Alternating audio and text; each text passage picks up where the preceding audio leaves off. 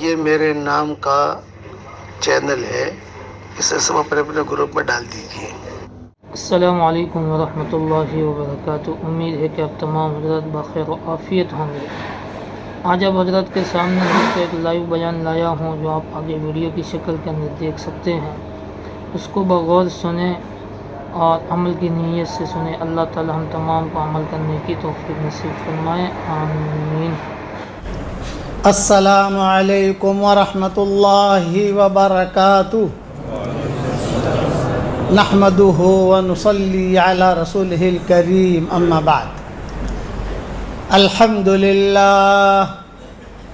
لله نحمده ونستعينه ونستغفره ونؤمن به ونتوكل عليه ونعوذ بالله من شرور أنفسنا ومن سيئات أعمالنا ونعوذ بالله من شرور أنفسنا ومن سيئات أعمالنا من يهده الله فلا مضل له ومن يضلله فلا هادي له ونشهد أن لا إله إلا الله وحده لا شريك له ونشهد أن سيدنا ومولانا محمدا عبده ورسوله صلى الله عليه وعلى آله وأصحابه وبارك وسلم تسليما كثيرا كثيرا، أما بعد فأعوذ بالله من الشيطان الرجيم،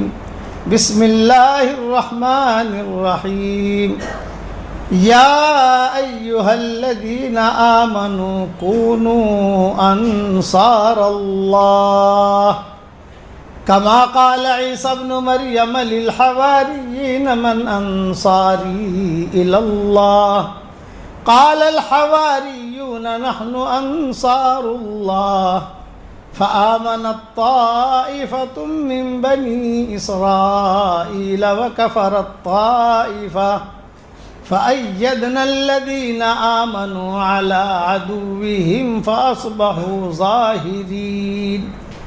صدق اللہ العظیم۔ قابل احترام بھائیوں، دوستوں اور بزرگوں،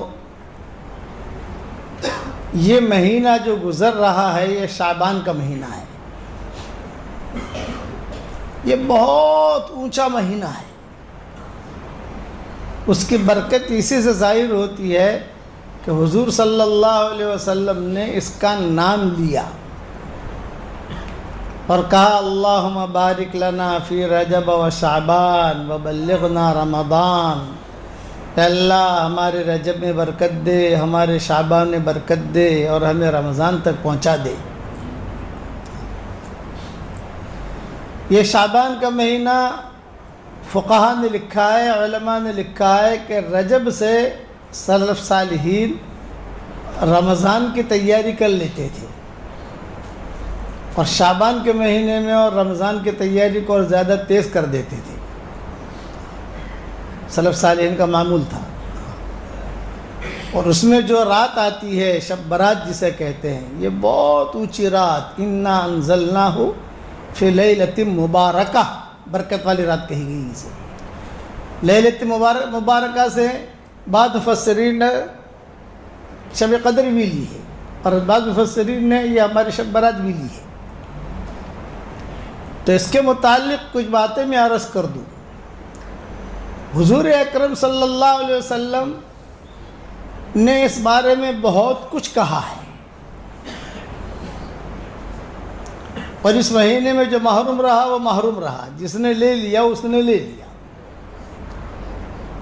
بہت کچھ، کئی حدیثیں تقریباً میں 20 سبق شعبان کے بارے میں ریکارڈ کرا رہا ہوں، 10 تو کروا چکا ہوں۔ شعبان کی فضیلت پارٹ 1، شعبان کی فضیلت پارٹ 2، شعبان کی فضیلت پارٹ 3، سمجھ گیا؟ یعنی 20 سبق میں نے شعبان کے ریکارڈ کروائے ہیں صرف کہ اس کی کیا فضیلت ہے۔ اب اس میں کئی چیزیں ایسی ہیں جو بیانوں میں کہی نہیں جاتی، لیکن علماء نے لکھی ہے، جیسے شعبان میں شین، شوال میں شین، ہندو نے جگہ شین، ارے بتاؤ تو صحیح رائے والو، اتنا تو جانتے ہو، شعبان میں شین اور شوال میں شین، اور یہ شین 12 مہینے میں کہیں نہیں ملے گی آپ کو. بیچ میں رمضان لے آئے تو لوگوں نے یہ حساب کتاب بھی لگایا. اب میں کیا بتاؤں، مجھے مولانا نے کہا ہے کہ 8:30 تک بیان کرنا، 8:45 تک نماز پڑھیں گے. اب یہ چیزیں بیان میں نہیں کہتا ہے، کیونکہ یہ لوگوں نے اپنی اپنی کتابوں میں الگ الگ چیزیں لکھی ہیں، لیکن جو صحیح صحیح حدیثیں ہیں وہ میں عرض کر دیتا ہوں کہ حضور اکرم صلی اللہ علیہ وسلم ایک مرتبہ لمبا سجدہ کیا تو میں عائشہ رضی اللہ تعالیٰ نے فرماتی تھی کہ میں لیٹی ہوئے دیکھ رہی تھی کہ حضور سجدے میں اور حرکت بھی نہیں کر رہے، تو مجھے خطرہ ہوا کہ کہیں انتقال تو نہیں ہو گیا. اب حضور کو یوں پکڑ کے یوں کو انتقال ہوا کہ نہیں ہوا، یہ تو ادب کی بے ادبی ہے. نبی سو رہا ہو تو اس کو جگانا بھی بے ادبی ہے، خود جاگے گا. یہ ہے اسی لیے خیبر کے موقع کے اوپر حضرت علی رضی اللہ تعالیٰ عنہ کی گود میں حضور صلی اللہ علیہ وسلم کا سر تھا. خیبر کا موقع تھا یا ایک اور موقع تھا، اور عصر کی نماز حضرت علی نے پڑھی نہیں تھی، اور حضور صلی اللہ علیہ وسلم گہرے سو رہے ہیں. ہلکے ہلکے خراٹے لیتے تھے حضور. ہلکے خراٹے لینا یہ صحت کی علامت ہے، لیکن شیر جیسے نہیں. ہماری ایک جماعت تھی، وہ کسی جگہ گئی، ایسے رائے کی مسجد ہوگی جیسے یہ مسجد ہے، وہ اتفاق سے جو مؤذن صاحب تھے وہ مائک بند کرنا بھول گئے. یہ اتفاق تھا، مائک بند کرنے جاتے تھے لیکن وہ یہ مائک کھلا رہ گیا. اور وہ جماعت والے سوئے، اس میں خراٹے لے رہا تھا تو سارے گاؤں کے اندر کا شیر آ گیا، شیر آ گیا، شیر. ارے کہاں شیر ہے یار؟ تو دیکھا تو مسجد میں جماعت تھی. ایسے خراٹے لینا یہ جو ہے نا، یہ صحت کی علامت نہیں. آپ صلی اللہ علیہ وسلم ہلکے ہلکے ہلکے ہلکے خراٹے لے، اور حضور ہلکے ہلکے خراٹے لے رہے. اور حضرت علی جو ہے، انہیں ٹینشن میری نماز، سورج سلام کرنے کی تیاری میں، غروب ہونے کی تیاری میں، میری نماز میری نماز. صحابہ دیکھ رہے ہیں کہ آج پھنسا ہے یہ اتنے حضرت اٹھیے مجھے نماز پڑھنی ہے. یہ نہیں کہہ سکتے. نبی کی ایک شان ہے، ان کے شان کے اعتبار سے ہی معاملہ ہوگا. چنانچہ کہ یہ لکھا ہوا، یہ 2 قسم کے قصے ہوئے. ایک حضرت عائشہ کے ساتھ ہوا اور ایک حضرت علی کے ساتھ ہوا. حضرت عائشہ کے ساتھ دوسرا قصہ ہوا تھا، یہ حضرت علی کے ساتھ ہوا. تو حضرت جو صحابہ کہہ رہے تھے، اب یہ صحابہ کو اشارہ کر رہے ہیں، سمجھ گئے، میری نماز. یہ حرکت میں حضور صلی اللہ علیہ وسلم کی آنکھ کھلی. آپ نے دیکھا ابھی کیا ہوا، یوں کہ حضرت میں نے عصر کی نماز نہیں پڑھی. اچھا کتنا وقت ہو گیا؟ حضرت بالکل غروب ہونے. آپ نے فرمایا جب تک یہ عصر کی نماز نہ پڑھے، اے اللہ سورج غروب نہ ہو. سورج غروب نہیں ہوا. برابر جا کر آہستہ آہستہ وضو کیا، ٹھاٹ کے ساتھ، بھاگم دوڑی میں نہیں، جلدی یہ نہیں. اور ایک معراج سے واپسی پر قصہ ہوا کہ بدھ کے دن قافلہ آئے گا. آپ نے فرمایا تھا بدھ کے دن تمہارا قافلہ آئے گا. مکہ والوں نے پوچھا تھا کہ یہ قافلہ آپ رستے کی کوئی باتیں بتاؤ ہمیں. تو حضور صلی اللہ علیہ وسلم نے فرمایا کہ تمہارا ایک قافلہ ہے، اس کا آ رہا ہے، اس کا ایک اونٹ جو ہے گم ہو گیا وغیرہ وغیرہ، بعد میں مل گیا اور وغیرہ، یہ ساری حضور نے بتائی. تو انہوں نے کہا اچھا وہ قافلہ کب پہنچے گا؟ تو آپ نے فرمایا بدھ کے دن سورج غروب ہونے سے پہلے آئے گا، مکہ میں داخل ہوگا. تو مشرکین مکہ نے کہا ہے کہ چلو آنے دو بدھ دیکھ لیتے ہیں. اب بدھ کا دن آیا تو غروب سے پہلے سارا مکہ جو ہے وہ باہر دیکھنے کے لیے نکلا. سورج غروب ہونے کا وقت آ گیا اور قافلہ نہیں آیا. آپ نے کیا فرمایا کہ اللہ جب تک قافلہ آوے نہیں تب تک سورج غروب نہ ہو. چنانچہ کتابوں میں لکھا ہے کافی دیر تک سورج جو ہے جیسے 6 بجے غروب ہے، مثال دے رہا ہوں میں، بالکل سورج غروب ہوا نہیں، یوں کہ جھوکا تو رہا، یہاں تک کہ وہ قافلہ آیا، پھر سورج غروب ہوا۔ یہ نبی کی شان ہے۔ چنانچہ حضرت عائشہ کہتی ہیں کہ وہ سجدے میں تھے اور مجھے یہ ٹینشن، کمرہ چھوٹا سا، مجھے یہ ٹینشن کہ بھی انتقال تو نہیں ہو گیا حضور صلی اللہ علیہ وسلم کا، اب کیا کروں، کیسے پتہ چلے مجھے کہ انتقال؟ تو میں نے حضور صلی اللہ علیہ وسلم کا پیچھے سے جو ہے انگوٹھا تھوڑا سا دبایا، ہلکا سا، جب انگوٹھا دبایا تو حضور کی انگلیاں حرکت ہوئی، میں سمجھ گئی کہ زندہ ہے، انتقال نہیں ہوا ہے۔ پھر حضور صلی اللہ علیہ وسلم سلام پھیری تو حضور صلی اللہ علیہ وسلم نے کہا کہ عائشہ کیا ہوا تم؟ فرمایا کہ حضرت میں تو سمجھ رہی تھی کہ آپ کا انتقال ہو گیا۔ فرمایا نہیں، آج کی رات میں عبادت کر رہا تھا، اس لیے کہ آج کی رات شب برات ہے۔ آسمانوں پر اللہ کو فیہا یفرق کل امر حکیم،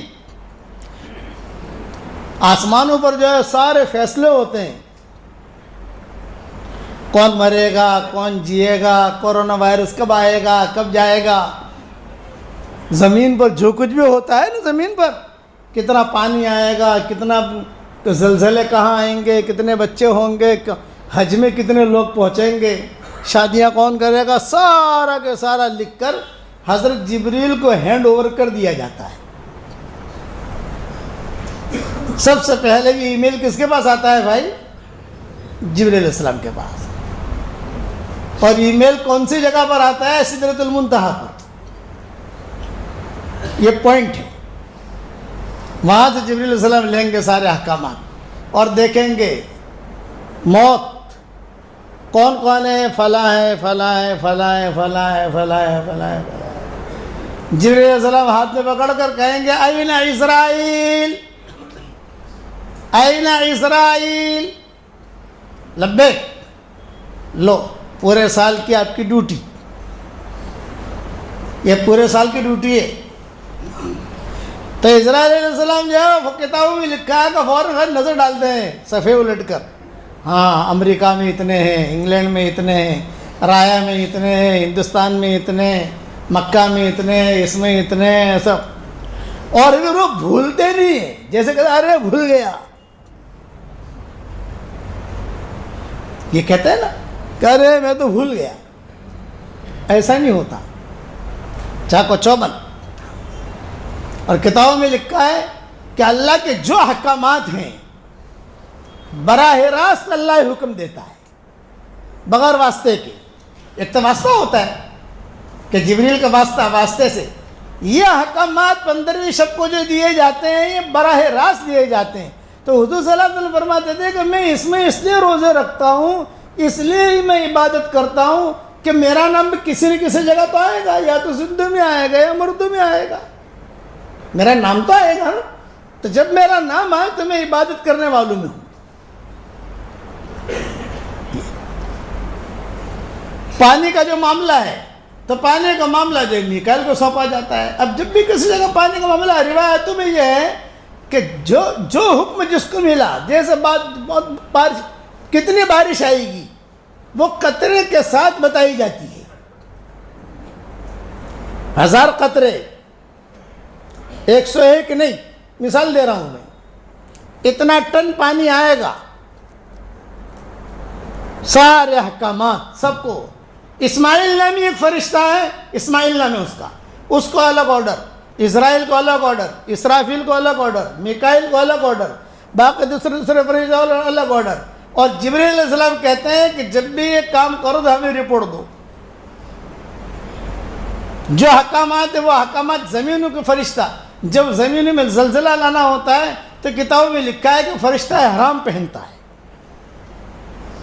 لبیک پڑھتا ہے، لبیک پڑھ کر بیت اللہ پہنچتا ہے، وہاں جا کر حجر اسود کے پاس کھڑا ہوتا ہے، طواف کرتا ہے، طواف کرنے کے بعد پھر حجر اسود کے پاس کھڑا رہتا ہے اور اللہ سے وہاں کھڑے کھڑے پوچھتا ہے حجر اسود کے پاس، اللہ پاک آپ نے یہ حکم دیا تھا، میں لے کر آیا ہوں، میں جاؤں یا حکم کینسل؟ تو اللہ کیا کہیں گے؟ گو اہیڈ، کرو. اور کبھی کسی کی توبہ قبول ہو گئی، کبھی کسی کی جو نیکی قبول ہو گئی، تو اللہ کہیں گے نہیں وہ ملتوی، واپس آ جاؤ، وہ عذاب ہم نے اٹھا لیا، وہ عذاب جو تھا وہاں پر وہ ہم نے اٹھا لیا، واپس آ جاؤ. یہ سارا نظام ہے، غیبی نظام فرشتوں کا. ہم یہاں بیٹھے ہیں، فرشتے بھرے ہوئے ہیں، دکھائی نہیں دیتے، آتے ہیں جاتے ہیں، آسمانوں تک فرشتے ہیں. کون بیٹھا ہے، کون دھیان سے سن رہا ہے، کون موبائل سے کھیل رہا ہے، سب پتہ ہے. یہ شب برات تو حضور نے فرمایا ہے کہ اس میں جو ہے احکامات اللہ تعالیٰ کے نازل ہوتے ہیں. تو میں چاہتا ہوں کہ میں کچھ عبادت کروں، اس لیے یہ جو شب برات ہے اس کے بارے میں بہت بدعتیں ملیں گی. اور ایک جملہ یاد رکھنا، ہماری شریعت میں مسجد میں ناچنا جائز ہے یا ناجائز ہے؟ ارے بتاؤ، ناجائز. اتنا مسئلہ تو رائے والے جانتے ہیں کہ ہماری شریعت میں مسجد میں ناچنا جائز نہیں ہے، لیکن ہماری مسجدوں میں جہالت ناچتی ہے. ہماری شریعت میں گھروں میں ناچنا جائز نہیں ہے، لیکن ہمارے گھروں میں جہالت ناچتی ہے، ہمارے بازاروں میں جہالت ناچتی ہے. وہ جہالت کی وجہ سے 15 شعبان کو کوئی سمجھتا نہیں ہے کہ کیا ہے. قبرستان جانے کو ضروری سمجھیں گے، حالانکہ قبرستان حضور صلی اللہ علیہ وسلم زندگی میں ایک مرتبہ گئے اور وہ بھی چپکے سے گئے. حضرت عائشہ کو پتہ نہیں تھا کہ حضور قبرستان جا رہے ہیں، وہ بھی چپکے سے گئے. اور حضرت عائشہ نے دیکھا کہ جب حضرت عائشہ کی آنکھ کھلی تو حضرت عائشہ نے دیکھا کہ حضور تو ہے نہیں. تو حضرت عائشہ نے کبھی کہا گیا، تو ظاہر بات ہے کہ ایک عورت کے دماغ میں یہ بات آتی ہے کہ بھی کسی ماں کے پاس گئے ہوں گے. اب وہاں پر بھی کوئی سڑسڑاہٹ نہیں ہے، کوئی ترتیب نہیں ہے کہ وہاں پر بھی نہیں ہے، تو گئے کہاں؟ چلتے چلتے چلتے چلتے اندھیرا تھا مدینہ منورہ میں، اس وقت میں لائٹ تو تھی نہیں. بقی پہنچ گئی. جب بقی پہنچ گئی تو حضور صلی اللہ علیہ وسلم وہاں تھے. ارے اندھیرے میں تم کیسے آ گئی، کیا بات ہوئی؟ حضرت میں تو آپ کو ڈھونڈنے کے لیے آئی. اچھا کہ میں تجھ پر ظلم کروں گا؟ میں سمجھی کہ شاید آپ کسی ماں کے پاس گئے ہیں تو ڈھونڈتا تو یہاں ماں کہاں ہے بھئی؟ یہاں میں تو بقی میں ہوں. اور یاد رکھنا آج کی رات بڑی برکت والی رات ہے. تو شب برات میں شارٹ کر کے میں سمجھا تو 2 چیزیں ہیں عبادت کی. ایک تو ہے کہ اس رات میں عبادت کرنا ہے، اجتماعی عبادت نہیں. اجتماعی عبادت کر رہے ہیں، ساتھ تصویر پڑھ رہے ہیں کہ ذرا 10-15 مل کر پڑھ رہے ہیں، یہ ہماری شریعت میں جائز نہیں ہے. انفرادی عبادت کرے آدمی اور اپنے گھروں پر کرے. فرشتوں کو گھر میں بلاؤ نا، مسجد میں تو آتے ہی آتے فرشتے ہیں. اپنے گھر میں بلاؤ فرشتوں کو، دعوت دو. جیسے ہم کو دعوت دیتے ہو نا، کبھی آئیے رائے آئیے، تو آپ فرشتوں کو دعوت کیوں نہیں دیتے؟ اور فرشتے بھئی ہم کو دعوت دینے میں تو کتنے پاپڑ ملنے پڑیں گے، فون کرنے پڑیں گے، یہ ٹائم لینا پڑے گا. فرشتوں کو کوئی پاپڑ ملنے کی ضرورت نہیں ہے. آپ جو ہے وہی قرآن شریف پڑھنا شروع کر دو، فرشتہ آ جائے گا. انفرادی عبادت آدمی کرے، اور کوئی ضروری نہیں ہے صلاۃ تصویر پڑھے. میں بہت آسان کر کے کہتا ہوں، بوڑھا آدمی ہے، کمزور آدمی ہے، لیٹے صرف کہے سبحان اللہ، عبادت ہو گئی اس کی. لیٹے درود شریف پڑھ لے. اور اس سے آسان بتاؤں کہ عشاء کی نماز جماعت کے ساتھ پڑھ لو، فجر کی نماز جماعت کے ساتھ پڑھ لو، پوری رات عبادت کے ثواب. یہ بھولنا مت. شب برات میں عشاء کی نماز جماعت کے ساتھ پڑھو، فجر کی نماز جماعت کے ساتھ پڑھو، یہ بھولنا مت، پوری رات عبادت کا ثواب مل گیا. یہ آسان ہے. قبرستان جانا کوئی ضروری نہیں ہے، کبھی کبھار چلے گئے، کبھی کبھار نہیں گئے. قبرستان میں چراغاں یہ بدعت ہے. ہم نے بمبئی کا ماحول تو دیکھا نہیں ہے، بمبئی کے قبرستانوں میں چراغاں ہوتا ہے کہ نہیں ہوتا، لیکن ہم نظام الدین رہتے تھے، ہمارے والد صاحب کی قبر پر جاتے تھے، تو وہاں ہر قبر پر جو ہے 10 چراغاں، 10 ہر قبر پر. پھر کبھی کبھار یہ مہدیان ہیں جہاں حضرت شاہ ولی اللہ ہے، سب جگہ یہ چیزیں حرام ہیں. اس کا ہماری شریعت سے کوئی تعلق نہیں ہے. 2 باتیں ہیں بس، مختصر طریقے پر بتاتا ہوں. اس رات میں عبادت کرو اور اس کے دوسرے دن روزہ رکھو. کرو گے انشاءاللہ بھائی؟ تو اس دن کی قدر کرنی ہے. یہ دن ابھی آج جو ہے سنیچر کی رات ہوگی، کل سنیچر ہے، پرسوں شب برات ہے انشاءاللہ، تو اس میں آدمی بھی تیار کرے اور تیاری کرے. اور پھر شب برات کے بعد آدمی رمضان کی تیاری کرے. فقہاء علماء نے لکھا ہے کہ اب رابعہ بصریہ جو تھی وہ اپنے کپڑے تیار کرتی تھی، اپنا قرآن تیار کرتی تھی، اپنا جو ہے جزدان تیار کرتی تھی. اور بعض سلف صالحین تو وہ تھے کہ شعبان کے مہینے میں پورے رمضان کا ایسا خوراک تیار کرتے تھے کہ رمضان میں کھانا پکانا نہ پڑے. اور ہمارا ماحول کیا ہے؟ زیادہ سے زیادہ پکانا پڑے، رمضان میں اچھا سے اچھا کھاؤ. یہ نہیں کرو گے تیاری انشاءاللہ. دوسری اہم بات یہ کہ اللہ تعالیٰ کو اپنا دین بہت پسند ہے. بے دینی اللہ کو پسند نہیں. جو احکامات اللہ تعالیٰ کے آسمانوں سے زمینوں پر آئے ہیں، جب تک ہم اسے پورا نہیں کریں گے تب تک جنت نہیں ملے گی. جنت جو ہے صرف خیالی چیز نہیں ہے کہ آدمی سوچ لے کہ جنت مل جائے گی، اتنی سستی نہیں ہے. آدمی چاہتا ہے کہ میں جنت میں چلا جاؤں. گھر میں آدمی سو رہا ہے اور فجر کی نماز کے لیے، دوسری نمازوں کے لیے گھر سے اٹھ کر مسجد میں نہیں آ سکتا، تو بھائی اتنا جلدی جنت میں کیسے چلا جائے گا تو؟ ایمانیات، عبادات، اخلاقیات، معاشرت، معاملات، یہ سارے کلیئر ہونے چاہیے 100%. میراث دو، شادی پر خرچ مت کرو. شادی پر خرچ کرنا فرض نہیں ہے، میراث دینا فرض ہے. کہتے ہیں شادی پر جہیز دینا فرض نہیں ہے. حقوق ادا کرو. حشر کے میدان میں حق کی وجہ سے مارا جائے گا آدمی. عبداللہ ابن مبارک رحمۃ اللہ علیہ جاتے تھے حج کے لیے یا عمرے کے لیے، تو ان کی عادت تھی خراسان سے نکلتے تھے تو راستے بستیاں پڑتی تھی، بستیاں. وہ بستیوں کو عبور کرتے بیت اللہ پہنچتے تھے. کام کرتے تھے، مطلب ایک بستی میں 3 دن ٹھہرتے تھے. تو جہاں جاتے تھے وہاں ان کے بڑے شاگرد ہوتے تھے، پہچان والے ہوتے تھے. تو ابن مبارک کے جو بیان سننے کے لیے، حدیث سننے کے لیے مجمع جمع ہو جاتا تھا. جاتے ہوئے بصرہ، کوفہ، بغداد کے اوپر سے بھی گزر ہوتا تھا. تو کتابوں میں لکھا ہے کہ ہارون رشید نے دیکھا کہ ارے کوئی آدمی آیا ہے اور زبردست مجمع ہے. زبیدہ نے بھی دیکھا کہ زبردست مجمع ہے. تو ہارون رشید نے پوچھا بھائی کون ہے یہ؟ تو زبیدہ نے کہا یہ خراسان کے عالم ہیں، خراسان کے امیر المومنین فی الحدیث ہے. اچھا، اتنا بڑا مجمع ان کے درس میں؟ تو زبیدہ نے تھوڑی سی مذاق کی اور یوں کہا یہ بتا ہارون رشید، بادشاہ آپ ہیں یا بادشاہ یہ ہیں؟ آپ کی بادشاہت لوگوں کے جسموں پر ہے اور ان کی بادشاہت لوگوں کے دلوں پر ہے.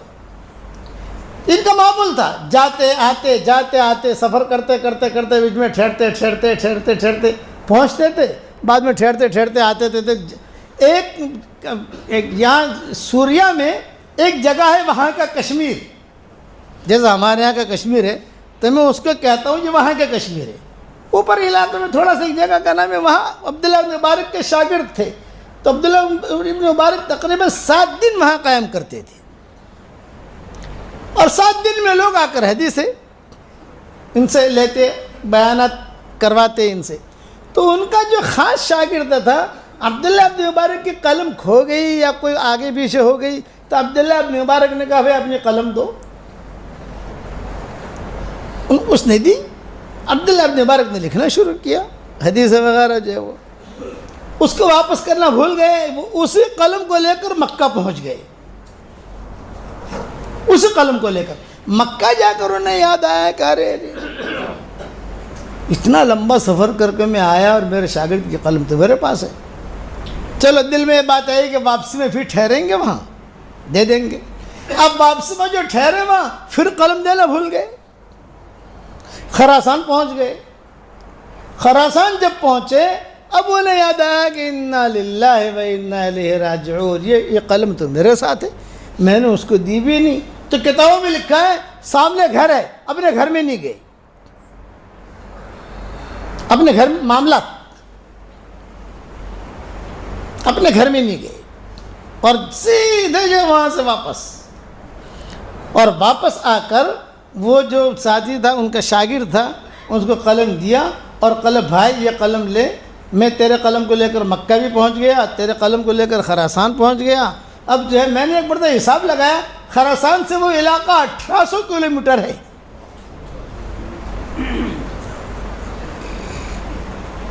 اور کہا بھائی یہ قلم دینے آیا ہوں. یہ معاملات کی صفائی تھی جس کی وجہ سے وہ ابن مبارک بنے ہیں. تو شاگرد نے کہا کہ حضرت میں تو آپ کا بچہ ہوں، آپ کا شاگرد ہوں. تو ابن مبارک نے کیا کہا؟ ارے تیرے اس قلم کی وجہ سے نہ جانے مجھے کتنی فرض نمازیں حشر کے میدان میں دینی پڑتی، وہی مقبول نمازیں. اور آج ہمارے یہاں تو کوئی حساب کتاب ہی نہیں. بیٹی کا حق مار لو، بیوی کا حق مار لو، بیٹے کا حق مار لو، بھائی کا حق مار لو. حشر کے میدان میں کہاں تک پہنچے گا آدمی؟ اس لیے میری نصیحت یاد رکھنا کہ جہیز مت دو، شادی پر زیادہ خرچ مت کرو. کوئی فرق نہیں ہے شادی پر خرچ کرنا، شادیاں سیدھی سادھی کرو، لیکن جس کا حق ہے اس حق پہنچاؤ، ورنہ حشر کے میدان میں پکڑے جاؤ گے. میراث کے سلسلے میں مستقل علماء نے باب باندھے ہیں. باب عمر ابن عبدالعزیز رحمۃ اللہ علیہ کا جب انتقال ہوا تو خیر ان کے پاس تو اتنی زیادہ جائیداد تھی نہیں، سارا کا سارا مال انہوں نے تو اللہ کے راستے میں لگا دیا تھا. لیکن جو کچھ تو ان کی بیوی فاطمہ تھی عمر ابن عبدالعزیز کی، اس نے جو ہے اپنے گھر میں سب کھانے کی چیزوں پر تالا لگا لیا، باہر سے کھانا منگوایا اور کھانا یہ کیوں کیا؟ بولے ابھی یہ جتنے دانے ہیں نا، ہر دانے میں ہر میراث وارث کا حق ہے. پہلے اس کا حساب کتاب کرو. یہ ہم عربوں میں دیکھتے ہیں، عرب جو ہے نا ہمارے ہاں، کہ جب باپ کا انتقال ہوا، بہت بڑا کروڑ پتی ہے، بڑی فیکٹری چل رہی ہے، دوسرے دن تالا لگا دیتے ہو، بڑی فیکٹری چل رہی ہے.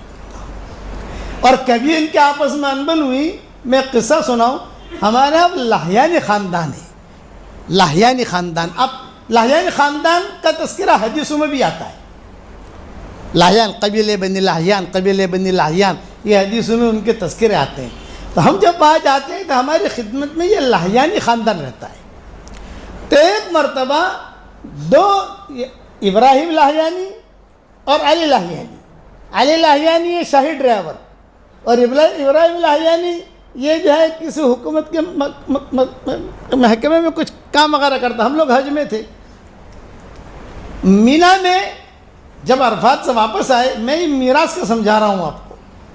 جب واپس آئے میں خیمے میں تھا اور باہر لڑنے کی آواز آ رہی ہے. واللہ وہ لوگ تو واللہ بہت کہتے ہیں نا، واللہ یہ باتیں چل رہی ہے. میں نے ساتھیوں سے کہا، میں نے کہا بھی کیا معاملہ ہے؟ ہمارا وہ امیر ہے وہاں پر، وہ شورا کا بھی ساتھی ہے، عبداللہ لاہیانی. تو میں نے کہا عبداللہ ایش الموضوع؟ کہا شیخ شیطان دخل. اس نے کہا شیطان دخل ہے. میں نے کہا شیطان دخل ہے، شیطان آیا ہے تو شیطان کو بھگانے کا تو رستہ بھی ہے اپنے پاس. بھئی ہم شیطان سے کیوں ڈرے؟ شیطان جو ہم سے ڈرے. خالد ابن ولید جو تھے ان سے جنات ڈرتے تھے. حضور صلی اللہ علیہ وسلم نے جناتوں کے مقابلے کے خالد ابن ولید کو بھیجا تھا. لات، منات، عزا، یہ تین بت تھے جس قرآن میں تذکرہ ہے. افرأیتم اللات والمنات والعزا ومنات الثالثۃ الاخری، سورہ نجم کے اندر. تو حضور صلی اللہ علیہ وسلم کہتے تھے بھئی یہ لات، منات، عزا، صحابہ سے پوچھتے تھے یہ کیا چیز ہے؟ تو حضور نے، صحابہ نے کیا کہا تھا؟ اب یہاں بیٹھیے بتاتے ہیں کیا چیز ہے. حضور بیٹھ گئے، کہتے وہ درخت ہے دیکھیے آپ. دیکھ لیا. تھوڑی دیر کے بعد دیکھنا وہاں چڑیل نکلے گی، بھوتنی نکلے گی. اچھا یہاں سے دکھائی دے کہ قریب جانا؟ حضرت قریب نہیں جانا. اب یہیں بیٹھے بیٹھے دیکھیے. چنانچہ وہ مشرک لوگ جو ہے وہ لال دھاگا لے کر جاتے تھے وہاں، جیسے آج کل بھی لوگوں کے آتے تھے لال دھاگا باندھنا. کوئی گیا, اس نے وہاں جا کے لال دھاگا باندھا, اور کسی نے جو کہ اس کو پیسہ چاہیے تو کچھ 2 درہم دے دیا, کسی کو اولاد چاہیے تو کچھ دے دیا. تو حضور نے بیٹھے بیٹھے دیکھا کہ عجیب عجیب شکلیں نکل رہی ہیں. او ہو, آپ نے فرمایا بھی یہ چیزیں تو ہم نے دیکھی نہیں ہے. کہا دیکھی, اور روزانہ یہ ہوتا ہے, روزانہ ہوتا ہے. تو آپ نے کیا فرمایا, بھائی کون مقابلہ کرتا ہے ان کا؟ خالد بن ولید نے کہا میں جاتا ہوں. اچھا, مر گیا تو مر گیا تو مر گیا بھی, اگر مر گیا تو مر گیا, مقابلہ میں کروں گا ان کا. اب تک جناتوں میں دعوت مکمل چلی نہیں تھی. ایک پوائنٹ یاد رکھنا, انسانوں نے نبیوں کو بہت ستایا, حضور صلی اللہ علیہ وسلم کو بہت ستایا, جناتوں نے نہیں ستایا, بہت کم ستایا جناتوں نے. اچھا, انسان تو مقابلے پر آ گئے, بدر, احد, خندق, فتح مکہ, تبوک, سارے دھمال چوکڑیاں سب, اوس خزرج قبیلے, اونچ نیچ, لیکن کسی جنات نے بھی کوئی مارکا قائم نہیں کیا.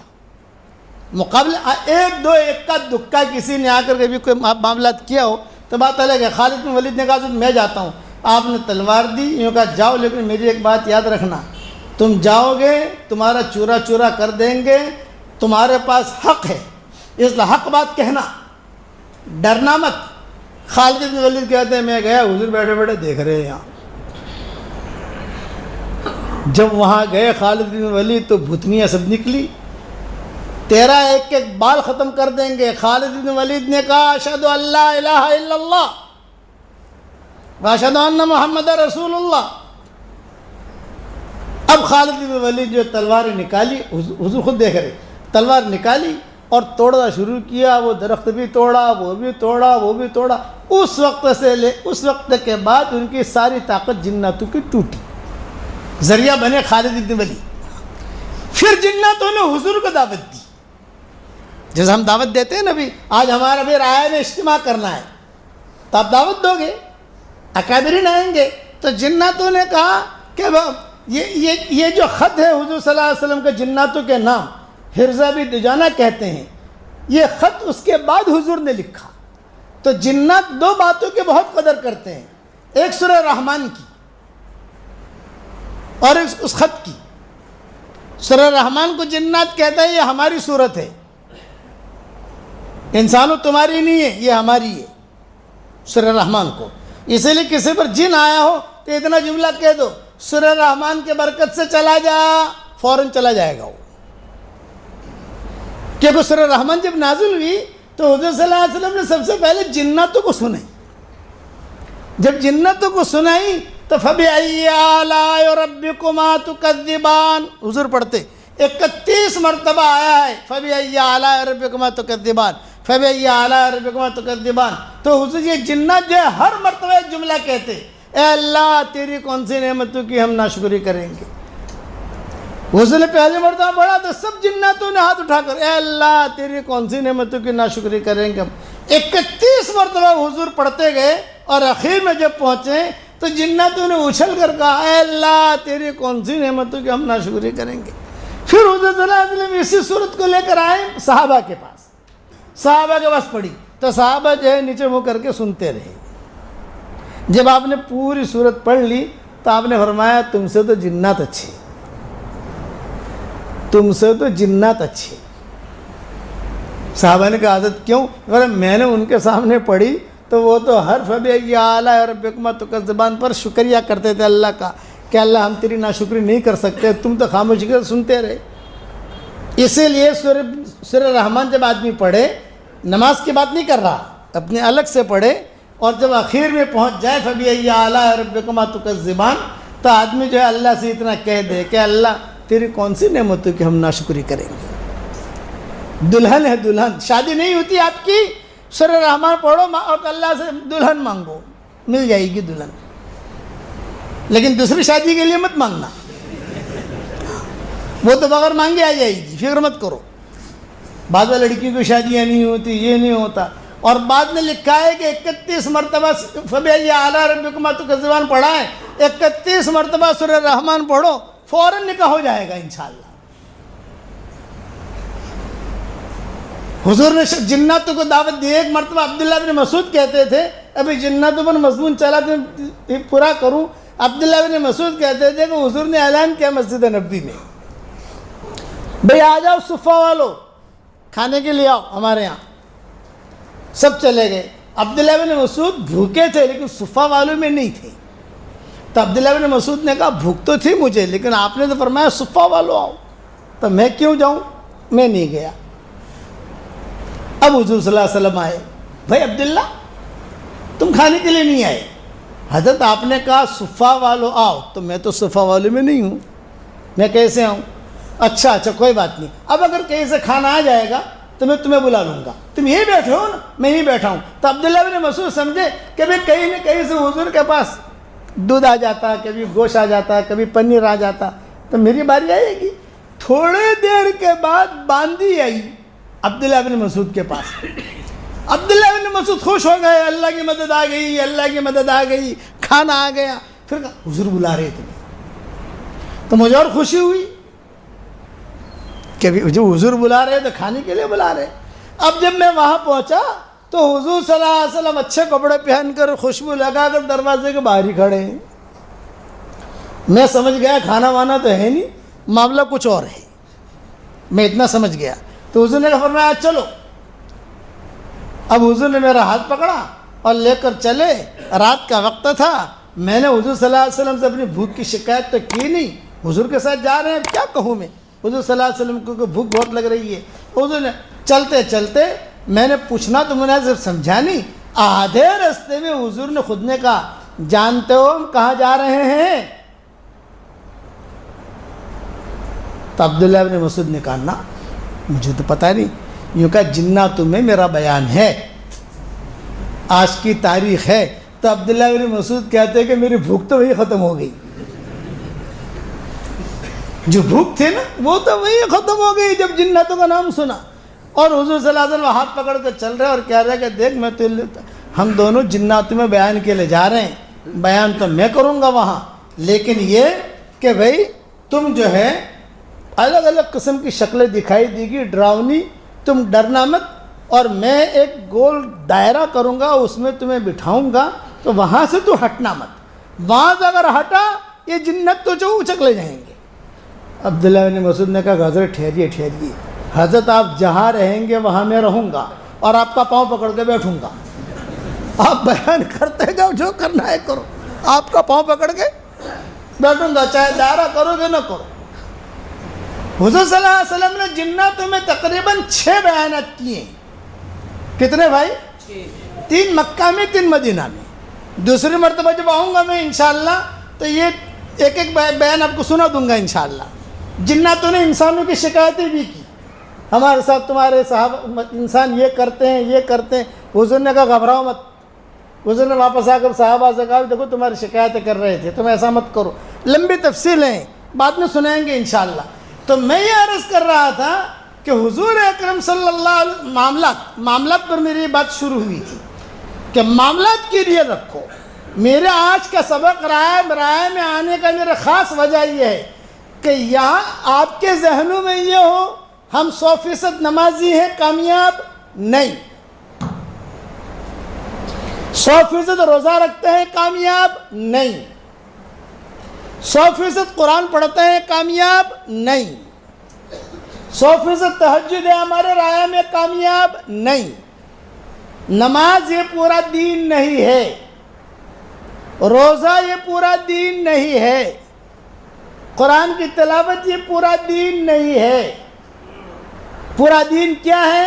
جو حضور صلی اللہ علیہ وسلم لے کر آئے, ایک ایک چیز, اس میں میراث بھی ہے. حشر کے میدان میں پوچھا جائے گا. حضور اکرم صلی اللہ علیہ وسلم نے باقاعدہ جو ہے اس کے. اچھا ایک بات اور بتاؤں, قرآن کے اندر اللہ تعالیٰ نے, یہ تو آپ کی توجہ پر اللہ بات پر بات کھول رہا ہے, قرآن کے اندر کہیں آپ کو یہ نہیں ملے گا کہ ظہر کی 4 رکعت نماز پڑھو, عصر کی 4 پڑھو, مغرب کی 3 پڑھو, عشاء کی 4 پڑھو, فجر کی 2 پڑھو. ایسا کھلے الفاظ کے اندر وضاحت کر نہیں ملے گا. بس اتنا, نماز پڑھو, اقیم الصلاۃ. کتنی پڑھو، کیسے پڑھو، سنتیں، ویتر، یہ ساری حدیثیں بیان کرے گی۔ زکوٰۃ، بھائی زکوٰۃ دو، کیسے دو، کیا کرو، کس کو کرو، یہ ساری کی ساری چیزیں زیادہ تر حدیثیں بیان کرے گی۔ روزہ رکھو، روزہ رکھو بھائی تم کیسے رکھو، کیا کرو، یہ ساری حدیثیں بیان کرے گی۔ ترتیب یہ ہے۔ لیکن میراث کے بارے میں یہ نہیں، میراث کے بارے میں اللہ تعالیٰ نے باقاعدہ حساب کر کے آسمانوں سے بھیج دیا تاکہ کوئی ڈنڈی نہ مارے۔ اتنی اہم چیزیں جسے ہم لوگ اہم سمجھتے نہیں ہیں، وجہ کیا ہے بتاؤں؟ یہ میراث کیوں نہیں دیتے؟ دو وجہ سے۔ ایک تو مال کی محبت، ایک دوسرا کہ ہم سے ہم جو ہے نا اوپر، ہمارے جو باپ دادا 100 سال پہلے، 200 سال پہلے، 300 سال پہلے ہندو تھے، بعد میں مسلمان بنے ہم، تو وہ ہندوؤں میں رسم چلی آ رہی ہے، وہ خون چلا آ رہا ہے کہ کسی شریعت میں عورت کو میراث نہیں ملتی، کسی مذہب میں نہیں، کسی مذہب میں، یہودیہ میں نہیں ملتی، نصارہ میں نہیں ملتی، مشرکین کے یہاں میراث نہیں ہے، صرف ایک اسلام ہے۔ اچھا، اسلام میں بھی عورتوں میں میراث بہت آخر میں آئی،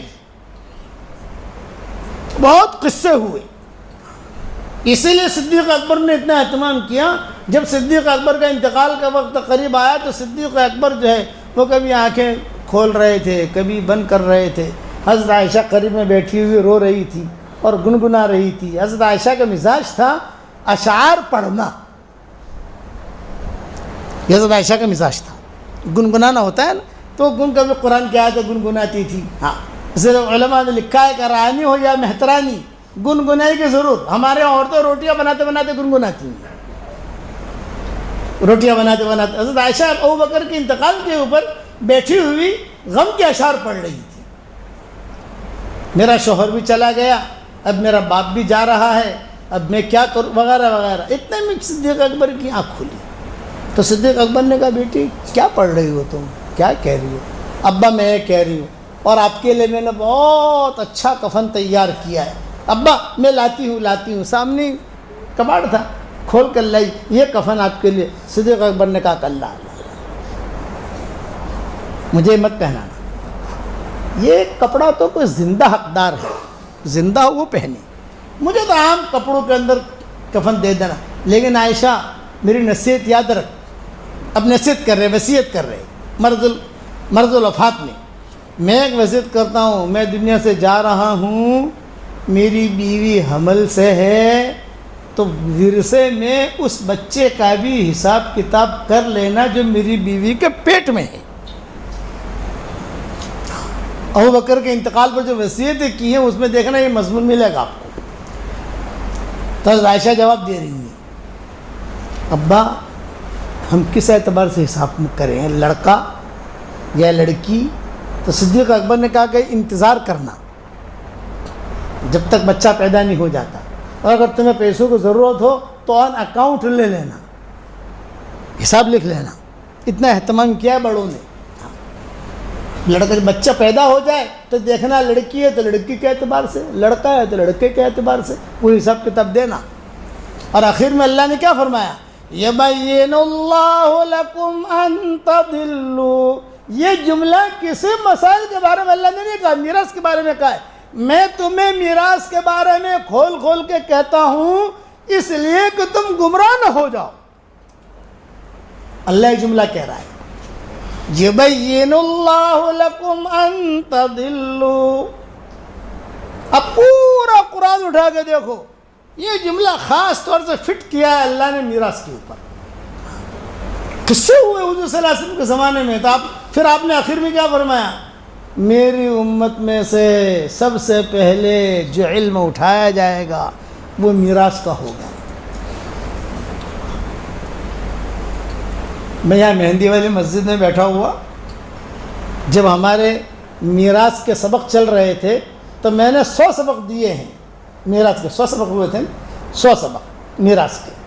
اب جو ہے ہمارے زنا سے بچو، یہ سبق چلے 72 سبق۔ اس کے بعد شعبان کا آ گیا، 20 سبق شعبان کے انشاءاللہ۔ پھر جو پورا مہینہ رمضان کے سبق چلے گئے انشاءاللہ۔ رمضان کے بعد ہم شروع کریں گے نماز سے دوستی کیجیے، وہ سبق 300 سبق ہو جائیں گے انشاءاللہ۔ ایسا ہم پارٹ واس چلتے ہیں تاکہ لوگوں کو پتہ تھوڑا سنتے رہیں۔ تو میراث پر میں نے سبق دے رہا تھا، تو ایک لڑکی آئی ہماری برادری کی، لڑکی کہوں، عورت کہوں، بڈھی کہوں، جوان کہوں، وہ گول برقع ہوتا ہے نا ہماری برادری کا خاص، یہ کہا مولانا سے ملنا ہے۔ مجھے کسی نے آ کر کہا کہ حضرت باہر کوئی خاتون کھڑی ہے آپ سے ملنا چاہتی ہے۔ میں نے کہا خاتون عورتوں سے تو ملتے ہی نہیں ہیں۔ میں نے کہا آپ کی برادری کی ہے؟ بھئی ہماری برادری کی ہو وہ خاتون سے ملیں، دوسری عورتیں ہماری تو شاگردین دنیا میں بہت ہیں۔ نہیں بولے، بہت وہ ضد کر رہے کہ مولانا سے مجھے 5 منٹ بات کرنی ہے۔ چلو میں گیا تو اس نے کہا کہ مول صاحب، ہماری گجراتی زبان میں، کہ مول صاحب ہمارا بھائی لوگ آیا تھا اور میں نے جیسے نے پوٹلی آلی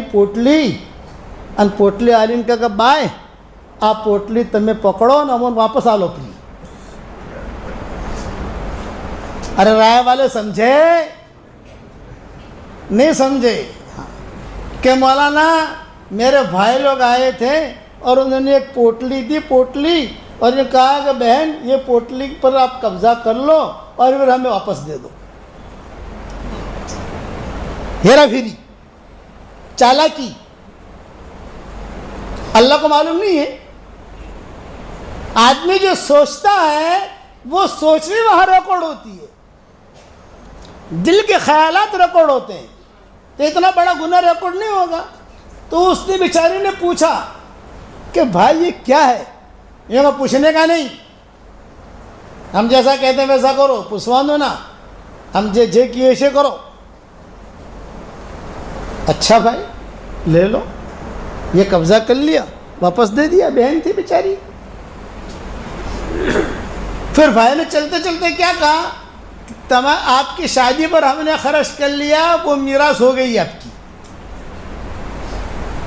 اور یہ بعد میں مولانا نے بیان کیا تو ہم نے حساب کتاب کر کے تمہارے کچھ پیسے ہوتے تھے تو اتنے پیسے تو لا نہیں سکتے، تو سونے کے ٹکڑے ہوتے ہیں نا، کچھ ٹکڑے ہوتے ہیں نا سونے کے، 10 گرام کے، 50 گرام کے، 100 گرام کے، ایسا وہ اس کا پیسے بنا کر تاکہ جو ہے نا یہ مولانا عذاب کر دے تو عذاب سے بچ جائیں۔ تو مجھے کیا کہتی ہے، مول صاحب آویرتے بقائے ہمارے کیا اس طریقے سے میراث ادا ہوتی ہے؟ میں نے کہا نہیں ہوتی ہے ایسے ہی میراث ادا۔ اس لیے آپ حضرات سے کہتا ہوں کہ آپ جہیز مت دو، کوئی ضروری نہیں ہے، شادی پر خرچ مت کرو، کوئی ضروری نہیں ہے، لیکن میراث ادا کرو۔ وہ حشر کا میدان میں آدمی کھڑا رہے گا، ارے میں اتنی نمازیں پڑھتا تھا، اتنے بیان کرتا تھا، اتنا قرآن پڑھتا تھا، یہ فرمایا نا اس کا حساب دو آپ۔ پھر میں نے ان کے بھائیوں کو فون کیا، یہ کہا مولانا میرا نام مت لینا، ارے کو تیرا نام دے لوں گا تو گھبراتی کیوں ہے بھائی، میرے مرید ہیں۔ میں نے کہا دیکھو بھائی میری تمہاری کٹی تو سمجھتے ہو نا، بچپن میں کہتے تھے کٹی، کہ میری تمہاری کٹی، اب میں تمہارے یہاں کھانے نہیں آؤں گا، تمہارے مولانا کیا ہوگا، کوئی ناراض ہوگا؟ میں نے کہا اس طریقے سے تم اللہ کے حکموں کے ساتھ ایسا مذاق کرتے ہو جب کہ اللہ نے دیا ہے تم کو۔ اس پر ایک قصہ سنو آپ کہ ہمارے شریعت میں بھی عورتوں کو میراث نہیں ملتی تھی مدینہ تک۔ مکہ میں تو خیر عورتوں کی میراث تھی ہی نہیں، مکہ کا تو سوال ہی نہیں ہے، احکامات تو مدینہ میں نازل ہوئے نا بھائی، جتنے احکامات ہیں میراث کے حکم، نماز روزوں کا حکم، یہ سارے کے سارے یہ مدینہ منورہ میں نازل ہوئے۔ تو ایک غزوے کے اندر ایک صحابی جن کا نام حدیثوں میں آتا ہے اوس ابن ثابت، یہ شہید ہو گئے۔ جب شہید ہو گئے تو اوس ابن ثابت کے بھائی یہ آئے بھابھی کے پاس، اور بھابھی کے پاس آ کر کہا کہ بھابھی آپ کی 2 لڑکیاں ہیں اور ایک لڑکا ہے۔ اوس ابن ثابت کی ایک بیوہ، 2 لڑکیاں چھوٹی تھی اور ایک لڑکا وہ بھی چھوٹا تھا، یہ 4 تھے۔ تو بھائی کہہ رہے ہیں بھابھی آپ کو تو کچھ ملے گا نہیں اس لیے کہ آپ عورت ہیں، ان 2 لڑکیوں کو کچھ ملے گا نہیں اس لیے کہ لڑکیاں ہیں، لڑکے کو ملے گا لیکن کب ملے گا؟ جب یہ بڑا ہوگا، ابھی یہ چھوٹا ہے۔ یہ کہہ کر سارا مال گھر کا اوس ابن ثابت کے بھائی جو ہے وہ لے گئے۔ کھجور بھی لے گئے، کھانا بھی لے گئے، پنیر بھی لے گئے، سب. اب بیچاری یہ بیوہ گھر میں اکیلی ہے. اوس بن ثابت شہید ہو گئے. کس کو کہے یہ دکھڑا، کس کو سنائے؟ اتفاق ایسا ہوا کہ حضور صلی اللہ علیہ وسلم کا 1-2 دن میں ان کے گلی سے گزر ہوا، کسی اور کام سے، ان لوگوں سے ملنے کے لیے نہیں. آپ صلی اللہ علیہ وسلم کسی گلی سے جب گزرتے تھے تو مدینہ منورہ میں یہ آواز لگائی جاتی تھی، جا رسول اللہ، جا رسول اللہ، جا رسول اللہ. یعنی بچے کہتے تھے جا رسول اللہ، تو پورا علاقہ، پورے گلی والے، پورے مدینہ والے جمع ہو جاتے تھے. تو یہ اوس بن ثابت کی بیوہ نے بھی سنا حضور آ رہے ہیں. اچھا، تو اس نے فوراً اپنی بچیوں کو تیار کیا، اور اپنا بیٹا بھی چھوٹا سا بچہ تھا اس کو بھی تیار کیا. اور بعض کتابوں میں لکھا ہے کہ بچیوں کو پردے کے باہر بٹھا دیا، بچے کو بھی بٹھا دیا، یہ پردے کے اندر رہی. اور بعض کتابوں میں یہ ہے کہ خود پردے کے اندر رہی. حضور جب قریب سے گزرے تو اس نے کہا السلام علیکم یا رسول اللہ. آپ کھڑے رہے. وعلیکم السلام، کون ہو؟ تو کسی صحابی نے کہا، غالباً حضرت عمر تھے، یا انہوں نے کہا کہ حضرت یہ اوس کی بیوہ ہے، چونکہ 2 دن پہلے شہید ہوئے تھے تو ان کا غم تازہ تھا. اوس کی بیوہ ہے. اچھا، اوہ عظم اللہ اجرکم، اللہ تمہارا اجر بڑھائے، اللہ اس کی مغفرت کرے، تمہارا درجات کو بلند کرے. تعزیت جملے حضور صلی اللہ علیہ وسلم نے کہے. کچھ کہنا چاہتی ہو؟ تو اوس بن ثابت کی بیوہ جو ہے روتے ہوئے اپنا دکھڑا رکھا. یہ کہا حضرت اوس کے بھائی آئے تھے اور مجھے میرے بارے میں یہ کہا کہ تم تو جو ہے عورت ہو، بھابھی ہو، تمہیں تو کچھ ملے گا نہیں. یہ تو بچیاں ہیں، چھوٹی بچیاں ہیں، ان کو بھی کچھ نہیں ملے گا. بیٹا ہے اسے ملے گا، لیکن کب ملے گا؟ جب یہ بڑا ہوگا، ابھی تو چھوٹا ہے. یہ کہہ کر میرے گھر میں سے سارا سامان لے گئے ہیں. تو میری اتنی درخواست ہے آپ سے، کہا میری اتنی مدد کریں کہ اوس کے بھائیوں کو بلائیں اور بلا کر یہ کہہ دیں کہ بھئی جب تم سارا سامان لے گئے ہو تو میری 2 بچیاں بھی لے جائیں، انہیں بڑا کریں، ان کی شادیاں کرائیں. اب میں بچوں گی، میرا بیٹا بچے گا، ہم دونوں اپنی زندگی گزاریں گے. جب حضور نے یہ بات سنی تو حضور صلی اللہ علیہ وسلم کھڑے کھڑے رونے لگے. اوہو، میری امت کی عورتوں کا یہ حال ہے، کھڑے کھڑے. اور حضور نے کہا چلو واپس چلو. حضور صلی اللہ علیہ وسلم نے واپسی لی. ابھی مسجد نبی میں پہنچے بھی نہیں تھے کہ وہاں جب اس سے پہلے پھر اسی کی آیتیں نازل ہو گئیں. فوراً کھڑے ہوئے بلا اوس کی بیوہ کو. چنانچہ اوس کی بیوہ کو بلایا گیا. بعض کتابیں میں اسید ابن حضیر کا نام آتا ہے، بعض کتابوں میں اور الگ الگ نام آتے ہیں، تفسیروں کے اندر الگ الگ آپ دیکھ لینا ملے گا آپ کو. وہ بلایا اور کہا تیری وجہ سے میری امت کی قیامت تک کے آنے والی عورتوں کا مسئلہ اللہ نے حل کر دیا. یہ احکامات نازل ہوئے پوری، یوصیکم اللہ فی اولادکم للذکر مثل حظ الانثیین وغیرہ وغیرہ. پورا رکوع جو ہے ڈھاٹ کے ساتھ نازل ہو گیا. اس لیے آپ حضرات سے کہتا ہوں، معاملات اگر جنت میں جانا ہے، بتاؤ جنت میں جانا ہے نہیں جانا؟ جانا ہے. ایمانیات والی لائن ٹھیک ہو، عبادات والی لائن ٹھیک ہو، معاشرت والی لائن ٹھیک ہو، معاملات والی لائن ٹھیک ہو، اخلاق والی لائن ٹھیک ہو. یہ 5 لائنیں ٹھیک کرو، 100% کرنی پڑے گی، ورنہ آدمی حسرت اور افسوس کرے گا. ان تقول نفس یا حسرتا علی ما فرطت فی جنب اللہ وان کنت لمن الساخرین او تقول لو ان اللہ ہدانی لکنت من المتقین. کیا لے کر آدمی جائے گا؟ آج صبح میں اپنے سبق کے لیے تیاری کر رہا تھا. سکندر اعظم ایک لڑکا تھا، اس کا کتابوں میں لکھا، باقی کوئی لڑکا تھا نہیں. پھر وہ بنا بادشاہ، اس کا فتوحات کرتا گیا، باپ کی جگہ سنبھالتا گیا. لیکن جب موت نے اسے پکڑا ہے تو کتابوں میں لکھا ہے کہ جیسے خادم نوکر آدمی کمرے میں کیسے مر جاتا ہے، اس طریقے سے وہ آدمی مر گیا، کوئی وارث بھی نہیں. چنانچہ اس کے جو جنرل تھے، جو فوجی افسران وغیرہ، انہوں نے حکومت آپس سے بانٹ لی. بھئی یہ گاؤں تیرے، یہ گاؤں میرے، یہ گاؤں تیرے. تو کہتے تھے کہ کیا لے کر گیا وہ آدمی؟ یقینی چیز ہے حکم الہی کا پورا کرنا. میرے والد صاحب رحمۃ اللہ علیہ بھرے مجموعے میں ایک بات کہتے تھے, اتنا ایمان کا سیکھنا ہر مسلمان عاقل بالغ مرد و عورت پر فرض عین ہے جو ایمان اسے اللہ کے حکم پر کھڑا کر دے. یہ ایمان اندر کا ایمان ہوگا جو حکم پر کھڑا کرے گا. اتنا ایمان کا سیکھنا ہر مسلمان عاقل بالغ مرد و عورت پر فرض عین ہے کہ جو ایمان احکامات پر کھڑا کرے. تو احکامات میں خالی روزہ نہیں, روزہ رکھنا تو بہت آسان ہے, نماز پڑھنا تو بہت آسان ہے. اسی لیے اقبال کہتے تھے مجھے ڈر ہے کہیں تیرے سجدے تجھے کافر نہ کر دے. اقبال جھکتا کہیں اور ہے, سوچتا کہیں اور ہے. جھکتا کہیں اور ہے, سوچتا کہیں اور ہے. ادھر ادھر کی بات نہ کر, مجھے یہ بتا کہ قافلہ کیوں لوٹا. مجھے رہزن سے گلا نہیں, تیری رہبری کا سوال ہے. آہ کس کی جستجو آوارہ رکھتی ہے تجھے, راہ بھی تو, رہبر بھی تو, رہرو بھی تو, منزل بھی تو. یاد رکھنا یہ میری باتیں کڑوی ضرور لگے گی لیکن یہ کڑوی نہیں ہے, حقیقت یہی ہے. حکم تو پورا کرنا پڑے گا, معاملات ٹھیک کرنے پڑیں گے. حضرت عمر رضی اللہ تعالیٰ عنہ اپنی زبان, کبھی بھی حضرت عمر کوئی زبان سے جملہ نکالتے تھے تو کہتے تھے میں نے جملہ کہا ہے میں اسے نبھاؤں گا. ہرمزان والا قصہ معروف مشہور ہے, فیروز دلمی والا قصہ معروف مشہور ہے. اسی طریقے سے حضرت عمر نے ایک جماعت بھیجی تھی کہ جاؤ ترکی جا کر فلاں کو اسلام کی دعوت دو اور یہ کرو یہ کرو یہ کرو.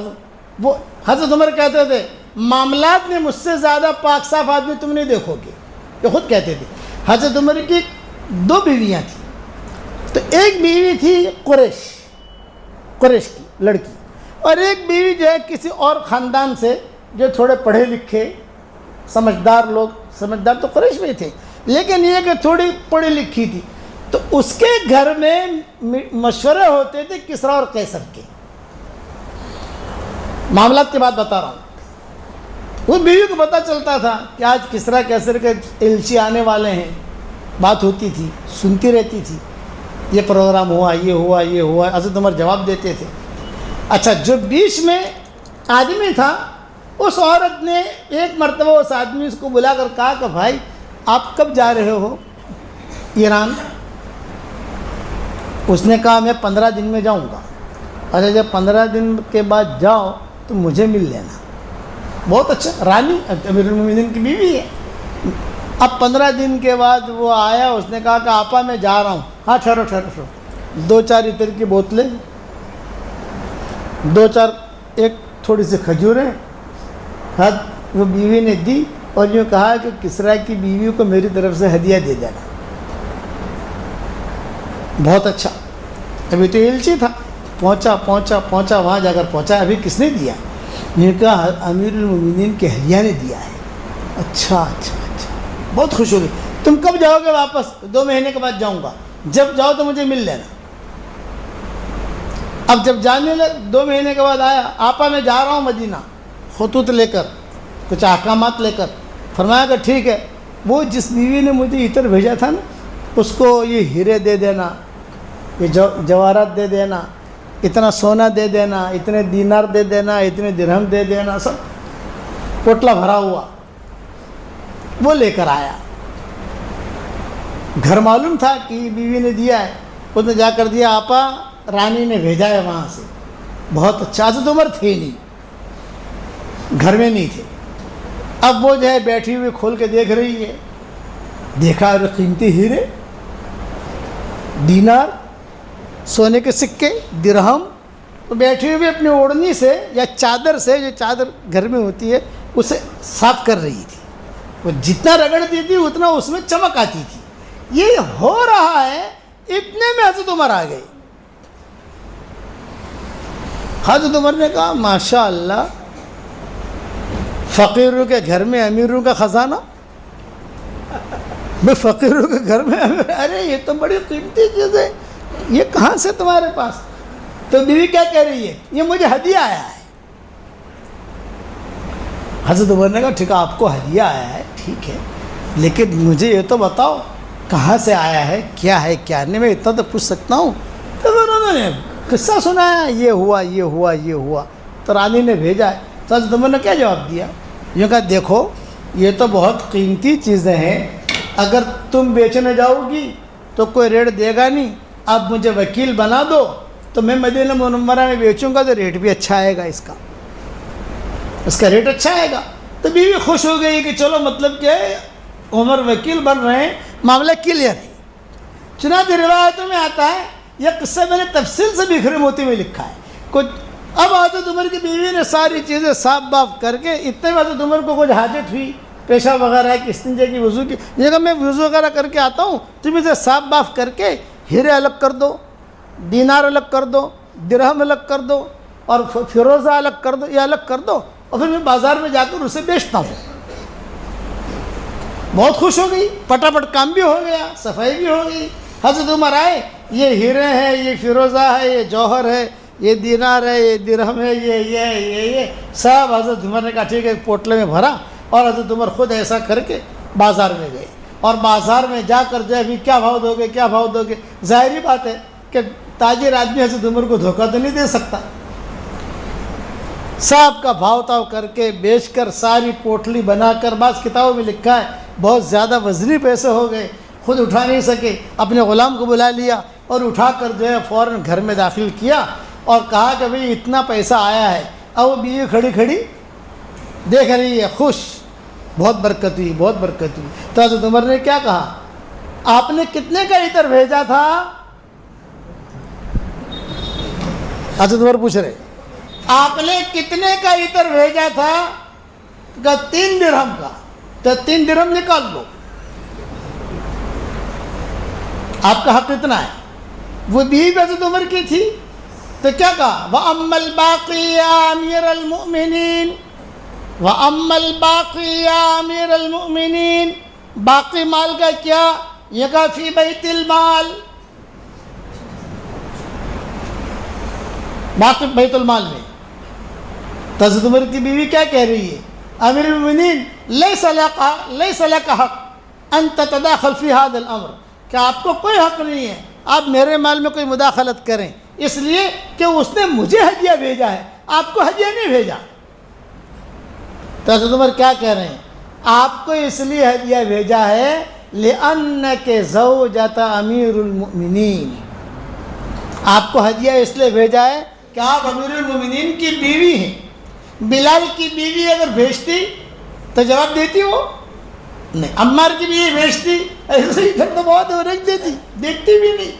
لیکن امیر المؤمنین کی بیوی نے بھیجا ہے، اور میں امیر المؤمنین ہوں مسلمانوں کی وجہ سے، اس نے تمہارا حق صرف 3 درہم کا ہے جتنا بھیجا ہے، باقی سارا بیت المال میں جائے گا، ورنہ حشر کے میدان میں مجھے اللہ کو جواب دینا پڑے گا.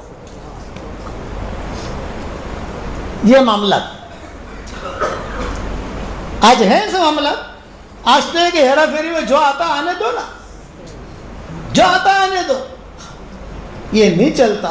اس لیے معاشرت بھی ٹھیک کرو، معاملات بھی ٹھیک کرو. یہ شب برات آ رہی ہے، شب برات کے اندر آدمی یاد رکھنا کہ کچھ لوگ ایسے ہوتے ہیں کہ جن کو اللہ شب برات میں بھی معاف نہیں کرتا. 14 آدمی ہیں جنہیں جو ہے اللہ شب برات بھی معاف نہیں کرتا. کل واٹس ایپ پر اس کی لسٹ آ جائے گی انشاءاللہ. کل کا جو سبق آئے گا پارٹ نمبر 3، اس کے اندر یہ لسٹ بھیج دوں گا. ماں باپ کے نافرمان کو اللہ اس رات میں معاف نہیں کرتا، کینہ رکھنے والے کو اللہ اس رات میں معاف نہیں کرتا، قتل کرنے والے کو اللہ اس رات میں معاف نہیں کرتا، زانی اور زانیہ کو اللہ اس رات میں معاف نہیں کرتا، نیچے ازار لٹکانے والے کو بھی اس رات میں بھی اللہ معاف نہیں کرتا. اور یہ ستاروں کا کھیل، یہ جو کھیلتے ہیں نا، یہ ہاتھ دکھاتے ہیں، ان لوگوں کو اللہ اس رات میں معاف نہیں کرتا. ستاروں کو اللہ نے بنایا ہے، صرف 3 ڈیوٹیاں ہیں ان کی، 3 کام بس. ایک تو ہے کہ اِنَّا زَيَّنَّا السَّمَاءَ الدُّنْيَا بِزِينَةٍ الْكَوَاكِبِ، آسمان کی زینت ایک. دوسرا وَحِفْظًا مِّن كُلِّ شَيْطَانٍ مَارِدٍ، کہ وہ جنات اور شیطان اوپر جا کر جو باتیں چراتے تھے تو اللہ تعالیٰ ان ستاروں کے ذریعے سے ان کو مارتے ہیں تو وہ شعلہ بن کر گر جاتے ہیں. اور تیسرا عرب جو ہے یہ اس کے ذریعے سے رہنمائی لیتے تھے، سفر کرتے تھے تو ستاروں کو دیکھ کر وہ جو اپنا سفر طے کرتے تھے کہ بھئی یہ ستارہ یہاں ہے، اب ہمیں یوں چلنا ہے۔ یہ 3 کاموں کے علاوہ کوئی چوتھا کام ستاروں کا نہیں ہے۔ یہ سبق درس قرآن 425 کے اندر میں نے اس تفصیل سے بیان کیا ہے اور لکھ کر بھی بھیجا ہے کہ ستاروں کو اتنا کام۔ تو یہ ستاروں کا کھیل جو ہے، ستاروں کا کھیل، اس آدمی کی بھی اس رات میں مغفرت نہیں ہوتی۔ دل میں کینہ مت پالو۔ آج کل لوگ کیا کرتے بتاؤ، اتوار کے دن شب برات ہے نا، تو کل سے آپ کو فون آنے شروع ہو جائیں گے، بھائی معاف کر دینا، بھائی معاف کر دینا، بھائی معاف کر دینا، بھائی کچھ کہا سنا ہو تو معاف کر دینا۔ اب جو ہے اس رات سے معافی مانگ لی اور اتوار گزر گیا، اور پھر پیر کے دن جیسے تھے ویسے، پیر کے دن جیسے تھے ویسے۔ یہ اللہ کے ساتھ مذاق کر رہا ہے۔ کینہ دل سے نکالو، صاف ستھری زندگی رکھو، اللہ کے ساتھ معاملہ کلیئر کرو، ہیرا پھیری نہیں۔ اور یہ بات یاد رکھنا کہ اللہ تعالیٰ بہت بڑے غفور الرحیم ہے، بہت بڑے غفور الرحیم ہے، بہت بڑا اللہ معاف کرنے والا ہے۔ حضرت علی فرماتے تھے کہ حضور صلی اللہ علیہ وسلم نے فرمایا سورج غروب ہوتے ہی، کہ اتوار کے دن جب سورج غروب ہوگا، سورج غروب ہوتے ہی صبح صادق تک اللہ تعالیٰ آسمان دنیا پر آ جاتے ہیں اور اعلان پر اعلان کرتے ہیں حل من سائل وَأُعْطِيَ سُؤْلًا۔ ٹوٹ ٹوٹ کر اللہ کی رحمت برستی ہے، ٹوٹ ٹوٹ کر، لیکن ماں باپ کے نافرمان کو اللہ چھوڑ دیتے ہیں۔ جاؤ، رشتہ داریاں آپس میں قطع رحمی کرنے والے، لڑائیاں اللہ چھوڑ دیتے ہیں، ان کی طرف مت دیکھو۔ ہم اس رات میں بھی وہ محروم رہتے ہیں، 14 آدمی ہیں، اس لیے آدمی اللہ تعالیٰ سے معاملہ کلیئر کرے اور دل، چونکہ اللہ خود معاف کرنے کے لیے آتے ہیں، معاف کر دیتا ہوں، تو آ جا، معاف کر دیتا ہوں، کریم ہے۔ رات کو ماں باپ بھی دروازہ بند کر دیتے ہیں، اللہ اپنا دروازہ بند نہیں کرتا۔ وہ رات اللہ نے خصوصی رکھی ہے معاف کرنے کے لیے، کہا معاف کرو۔ اس رات میں بھی اگر اللہ معاف نہ کرے اور اس رات میں محروم رہے آدمی، تو کہاں جا کے کھڑا رہے گا؟ اس لیے نماز پڑھنا اس رات میں، عبادتیں کرنا، انفراد عبادتیں کرنا، نہ کر سکو تو لیٹے لیٹے اللہ اللہ تو کر سکتے ہو بھائی۔ عشاء کی نماز جماعت کے ساتھ پڑھ لو، فجر کی نماز جماعت کے ساتھ پڑھ لو، تو تمہاری جو ہے پوری رات عبادت کا ثواب ملے گا۔ اور کچھ پتہ نہیں ہمارا نام، سمجھ گئے؟ جب لسٹ بنے گی کچھ پتہ نہیں آئندہ سال ہم رہتے ہیں نہیں رہتے۔ کتابوں میں لکھا ہے آدمی شادیاں کرتا ہے، تیاریاں کرتا ہے اور کپڑے خریدتا ہے، جس دکان سے اپنے شادی کا جوڑا خریدتا ہے اسی دکان میں اس کے کفن کا کپڑا تیار ہوتا ہے، اسے پتہ نہیں ہوتا، اسی دکان میں، اور شادی کر کے ابھی پہنچتا بھی نہیں ہے اور اس کا جنازے کی خبر آتی ہے کہ اس کا انتقال ہو گیا۔ اس لیے معافی مانگو۔ اور ایک بات آخر میں عرض کرتا ہوں، کتنی شعبانیں گزر گئی ہم پر، کتنے رمضان گزر گئے ہماری زندگی میں، تھوڑا پیچھے جاؤ، سوچو کہ کتنے شعبان گزر گئی، کتنے رمضان گزر گئے، کتنے حج گزر گئے، کتنے اجتماعات ہم نے کیے، کتنی مرتبہ چلے دیے، کتنی مرتبہ 3 چلے دیے، کتنی مرتبہ مسجد میں آئے، کتنی مرتبہ کیا کیا، لیکن جہاں ہم تھے وہیں ہیں۔ اور نبی کو ہم سے کتنی محبت، ایک حدیث سنا کر بات ختم کروں، نبی کو کتنی محبت، ہر نبی کو ایک دعا کا ایک چانس ملا، ہر نبی کے لیے، حدیث شریف میں آتا ہے، ہر نبی کو کہا گیا بس تمہارا ایک چانس ہے، مانگ لو، جو مانگو گے تمہیں مل جائے گا۔ تو یہی چانس حضور صلی اللہ علیہ وسلم کا، حضرت جبریل آئے، حضرت آپ کا چانس ہے، جو مانگنا ہے مانگ لیجئے، اللہ دے دے گا۔ ہر نبی نے مانگ لیا، یعنی ہم یہ نہیں کہیں گے، وہ دعا کیسی، آپ کہو یہ پہاڑ سونے کا بن جائے گا، آپ کہو کہ مجھے اتنے ہیرے چاہیے، گھر بھر کر مل جائیں گے آپ کو، جو مانگو گے ملے گا۔ تو ہر نبی کے پاس گئے تو ہر نبی نے مانگ لیا، دے دیا، لے لو۔ اب باری آئی اخیر میں حضور صلی اللہ علیہ وسلم کی، تو جبریل علیہ السلام نے کہا کہ حضرت ایک خاص آفر لے کر آیا ہوں، آفر سمجھ گئے نا؟ ایک خاص آفر. بتاؤ کیا؟ یوں کہا ہر نبی کو ایک چانس ملا تھا, انہوں نے دعا مانگ لی اور ان کی دعا قبول کی گئی. اب آپ کا بھی چانس ہے, جو مانگو آپ کو مل جائے گا. تو آپ نے جواب کیا دیا؟ جبریل یہ میری جو آفر ہے, جو میرا حق ہے دعا, تو کیا زمین پر مانگنا ضروری ہے؟ کسی نبی نے سوال نہیں کیا جو حضور نے کیا. کیا زمین پر مانگنا ضروری ہے؟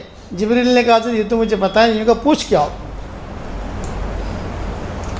اب اللہ کے پاس گئے. اللہ پاک ہر نبی کے پاس گیا, کسی نے سوال تو کیا نہیں. یہ سوال تو نبی جی نے کیا ہے, کیا زمین پر مانگنا ضروری ہے؟ اللہ نے کہا نہیں نہیں, آپ کا حق ہے, زمین پر مانگو, آسمان میں پر مانگو, آخرت میں مانگو. اب جب وہ جبریل آئے, فرمایا حضرت آپ کو اختیار ہے, آپ جہاں مانگنا چاہو. تو آپ نے فرمایا نہیں مانگتا, اسٹاک میرا یہ حق اسٹاک میں رکھ لیجئے, میں نہیں مانگتا, آخرت میں مانگوں گا. یہ محبت تھی. صحابہ نے پوچھا حضرت آخرت میں کیا مانگو گے؟ یہ فرمایا میری ساری امت کو جنت میں لے جاؤں گا. یہ کتنی محبت ہے, نہیں مانگا. صحیح حدیثوں میں یہ حدیثیں آتی ہیں, صحیح روایتوں کے اندر, کوئی اس پر انگلی نہیں رکھ سکتا. ہر نبی نے اپنا حق مانگا, حضور نے اپنا حق یہ کہا میرا حق ہے, میں نہیں مانگتا. حالانکہ مانگ سکتے تھے, فاطمہ کے لیے مانگ سکتے تھے, عائشہ کے لیے مانگ سکتے تھے, میمونہ کے لیے مانگ سکتے تھے, جویریہ کے لیے مانگ سکتے تھے, حسن حسین کے لیے مانگ سکتے تھے. نا میں نہیں مانگتا, میں تو میرے پاس. صحابہ نے پوچھا کہ پھر کیا کریں گے آپ, کیا کام؟ حشر کا میدان میں میری ساری امت کو جنت میں لے جاؤں گا. انتقال کا وقت قریب آیا, سارے فرشتے تیار ہیں, اسرائیل علیہ السلام باہر کھڑے ہیں, سارے فرشتے, ٹیم پوری. نبی کے پاس تو بغیر اجازت کے جا نہیں سکتے. جبریل علیہ السلام آئے, اپنی امت سے محبت. آج نبی جتنا ہم سے محبت کرتا ہے ہم نہیں کرتے, نام کی محبت کرتے ہیں ہم. نماز میں بھی آدمی اللہ ماں فرمائے جھوٹ بولتا ہے, ایاک نعبد و ایاک نستعین. روزانہ ہم کہتے ہیں, دل سے پوچھو سچ کہہ رہا ہوں میں. آدمی دل سے پوچھے کہ میں روزانہ اللہ سے کہتا ہوں کہ تیری عبادت کرتا ہوں, تیری سے مدد مانگتا ہوں, کیا یہ دل سے کہتا ہوں کہ خالی زبان سے کہتا ہوں؟ تھوڑا سا آدمی سوچے کہ کتنے شعبان گزر گئے, کتنے رمضان گزر گئے, جہاں کھڑے تھے وہیں کھڑے. جو دھاندلی کرنی ہے شادی میں وہ کرنی ہے. مولوی صاحب جتنا بھی سمجھا میں, میراث کے بارے میں مولوی صاحب جتنا بھی کہیں, میں ایک بات کہتا ہوں, میراث اگر ادا کر دی تو وہاں تو ملے گا ہی ملے گا, اللہ دنیا میں بھی دے گا, محروم نہیں رہتا. عمر ابن عبدالعزیز کی بیٹیاں غریب تھی, کتابوں میں لکھا ہے. تو عمر ابن عبدالعزیز کا جب انتقال, عبداللہ بن مسعود کا انتقال کے وقت میں وہی بات کہی تھی انہوں نے. یہی بات عمر ابن عبدالعزیز کے انتقال پر بھی یہ قصہ ہوا ہے. ایک عبداللہ بن مسعود کے انتقال پر قصہ ہوا, اور ایک عمر ابن عبدالعزیز کے انتقال پر. یوں کہا کہ اپنے بیٹوں کے لیے کیا چھوڑا؟ یوں فرمایا میں نے میرے سارے بیٹوں کو سورہ واقعہ پڑھا دیے, سورہ واقعہ سکھا دیے. رات کے وقت میں سورہ واقعہ پڑھ لیتے ہیں. میرے بیٹے کبھی فاقوں میں نہیں آ سکتے, سب کو میں نے دین سکھایا ہے. چنانچہ کتابوں میں لکھا ہے کہ ان کی جتنی بیٹیاں تھیں بڑے بڑے امیروں کے ساتھ ان کی نکاح ہوئی. کسی وزیر کے ساتھ نکاح ہوا, کسی امیر کے ساتھ نکاح ہوا, اور اللہ تعالیٰ نے ان کو چمکایا. اس لیے میراث ادا کرنے کی کوشش کرو گے انشاءاللہ اللہ راضی ہو جائے گا. اللہ راضی ہو گیا, ہمارا بیڑا پار. حضور ہم سے محبت تھی. جبریل علیہ السلام آئے. جبریل کیوں آئے ہو؟ حضرت اللہ نے آپ کو بلایا ہے. ہاں بہت اچھا, مجھے بھی اللہ سے محبت ہے, مجھے بھی جانا ہے, لیکن میری امت کے بارے میں کیا ہوگا, تھوڑا اس کا خلاصہ ہو جائے. اچھا اللہ پاک میں جاتا ہوں آسمانوں پر. اللہ پاک نبی جی کہہ رہے ہیں میری امت کا کیا ہوگا, تو اللہ کیا جواب دے رہے ہیں؟ نبی جی کو میرا سلام کہنا اور یہ کہنا اپنی امت کے بارے میں ٹینشن نہ لیں، فکر نہ کریں، آپ کی امت کے بارے میں میرا وعدہ ہے۔ کون وعدہ کر رہا ہے بھائی؟ اللہ۔ آپ کی امت کے بارے میں میرا وعدہ ہے کہ میں آپ کو خوش کر دوں گا۔ واپس آئے تو واپس آ کر پھر کہا کہ حضرت یہ کہا ہے، اب میں تیار ہوں۔ یہ محبت ہے۔ احد سے واپسی پر، غزوہ احد نہیں، فتح حجۃ الوداع سے جب واپس آئے ہیں اور طبیعت خراب ہونی شروع ہوئی تو حضور نے فرمایا ابو بکر اور عمر سے، فرمایا کہ میرا ارادہ ہے میں باقی میں جاؤں، ان کو سلام کروں، یہ احد والوں کے پاس جاؤں، ان کو سلام کروں۔ تو انتظام کیا، واپس وہاں لے گئے۔ وہاں پھر واپس جب آ رہے تھے تو حضور نے فرمایا ابو بکر سے، ابو بکر میرے بھائی مجھے بہت یاد آ رہے ہیں، میرے بھائیوں سے ملاقات ہو تو میرا سلام کہنا۔ آپ صدیق اکبر نے کہا السنا اخوانک یا رسول اللہ، ہم آپ کے بھائی نہیں ہیں۔ آپ نے فرمایا انتم لستم اخوانی بل انتم اصحابی، تم میرے بھائی نہیں ہو، تم تو میرے ساتھی ہو۔ میرے بھائی وہ ہیں، میری بہنیں وہ ہیں جنہوں نے مجھے دیکھا نہیں ہے اور میری بات سنی، لبے کے اگر قدم اٹھا دیا، ان تک جب تم پہنچو تو میرا سلام کہنا۔ حضور نے ہم کو اپنا بھائی بنایا، کتنا درجہ ہے۔ اس لیے میرے پیارے بھائیوں، دوستو، بزرگوں، سارا مجمع یہ نیت کرے کہ اب یہ رات جو آ رہی ہے، یہ رات ہم سب کی زندگیاں بدلنے کا ذریعہ بنے۔ زندگیاں بدلو۔ دیکھو ہندوستان کی تقدیر اللہ بدل رہا ہے، حالات دیکھ رہے ہو تو۔ دنیا کی تقدیر اللہ بدل رہا ہے، حالات دیکھ رہے ہو۔ ہندوستان کی تقدیر 10 گنا اللہ بدل رہا ہے، حالات دیکھ رہے ہو۔ لیکن وہ زیادہ نعرے لگانے سے اور یہ کرنے سے کچھ ہوتا نہیں ہے۔ اوپر والے نظام کو ٹھیک کرو، اوپر کا نظام ٹھیک کرو۔ زمین پر جو کچھ ہوتا ہے اس کے فیصلے پہلے آسمانوں پر ہوتے ہیں، اس کے بعد اس کا ظہور زمین پر ہوتا ہے۔ اس کے لیے نیکیاں کرنا ہے، اعمال صالحہ کرنا ہے۔ سب تیار ہو انشاءاللہ؟ اس کے لیے ہم آواز لگاتے ہیں۔ کیا آواز لگاتے ہیں؟ اللہ کے راستے میں نکلو، اللہ کے راستے میں نکالو، خوب کوشش کرو۔ نکلو گے انشاءاللہ بھائی؟ بھئی یہاں سے کتنے جماعتیں نکل رہی ہیں؟ مولانا عبداللہ وحید صاحب ہیں، عبداللہ صاحب، یہاں سے چلے کی جماعت نکلتی نہیں نکلتی؟ رمضان کے بعد چلے کی جماعت ایک، اچھا، اور کیا کہہ رہے ہیں؟ سال بھر میں 5 جماعتیں اور 3 چلے کی بھی نکلتی ہے۔ اچھا، آپ لوگ ارادہ کرو 3 چلہ نکلیں گے انشاءاللہ، کہو۔ آپ کے یہاں تو ماشاءاللہ اجتماع بھی ہو گیا، شاندار جاندار مالدار اجتماع بھی ہو گیا تمہارے یہاں تو ماشاءاللہ، تو نکلو گے تو انشاءاللہ۔ اب آخر میں آپ لوگوں کو ہدیہ دینا چاہتا ہوں۔ رائے والوں ہدیہ دوں؟ آواز ڈھیلی ہے، رائے والوں کو سمجھ میں نہیں آتی اردو۔ ارے ہدیہ دوں؟ دیکھو میں آپ کو میری طرف سے ہدیہ دے رہا ہوں، انشاءاللہ آپ کی ساری دعائیں قبول ہوں گی، آپ کی ساری حاجتیں پوری ہوں گی، اور وہ ہدیے کا نام ہے جاندار، شاندار، مالدار، دیندار۔ کتنے نام ہے بھائی؟ 4۔ جاندار، شاندار، مالدار، دیندار۔ اور وہ کیا ہدیہ ہے؟ وہ یہ کہ 24 گھنٹے میں روزانہ 100 مرتبہ سورہ اخلاص پڑھنے کی عادت ڈال دو۔ سورہ اخلاص، قل هو اللہ احد اللہ الصمد لم یلد ولم یولد ولم یکن لہ کفوا احد۔ کتنی مرتبہ پڑھنا ہے بھائی؟ 100 مرتبہ۔ ایک ساتھ پڑھنے کی ضرورت نہیں ہے، ہر فرض نماز کے بعد 20 مرتبہ پڑھ لو تو ہو جائے گا۔ اگر ہر فرض نماز کے بعد نہیں پڑھ سکتے تو مائیں بہنیں روٹی بناتے پکاتے پڑھ لے، آپ جو کار چلاتے چلاتے پڑھ لے۔ 24 گھنٹے میں 100 کا کوٹا پورا ہونا چاہیے، اور ہر مرتبہ بسم اللہ الرحمن الرحیم پڑھنا بھی ضروری نہیں ہے۔ پڑھ لو تو ٹھیک، نہ پڑھو تو ٹھیک، کوئی حرج نہیں ہے، پڑھو گے انشاءاللہ۔ اس کے بعد جو دعا مانگو گے اللہ تعالیٰ دعا قبول کرے گا۔ آپ مجھے یاد کرو گے کہ مولانا نے مجھے کیا دیا۔ حدیث شریف میں آتا ہے 10 مرتبہ اگر کوئی سورہ اخلاص پڑھ لے تو جنت میں ایک محل تیار ہو جاتا ہے۔ 100 مرتبہ ہم روزانہ پڑھیں گے، کتنے محل تیار ہوں گے بھائی؟ 10 محل تیار ہوں گے۔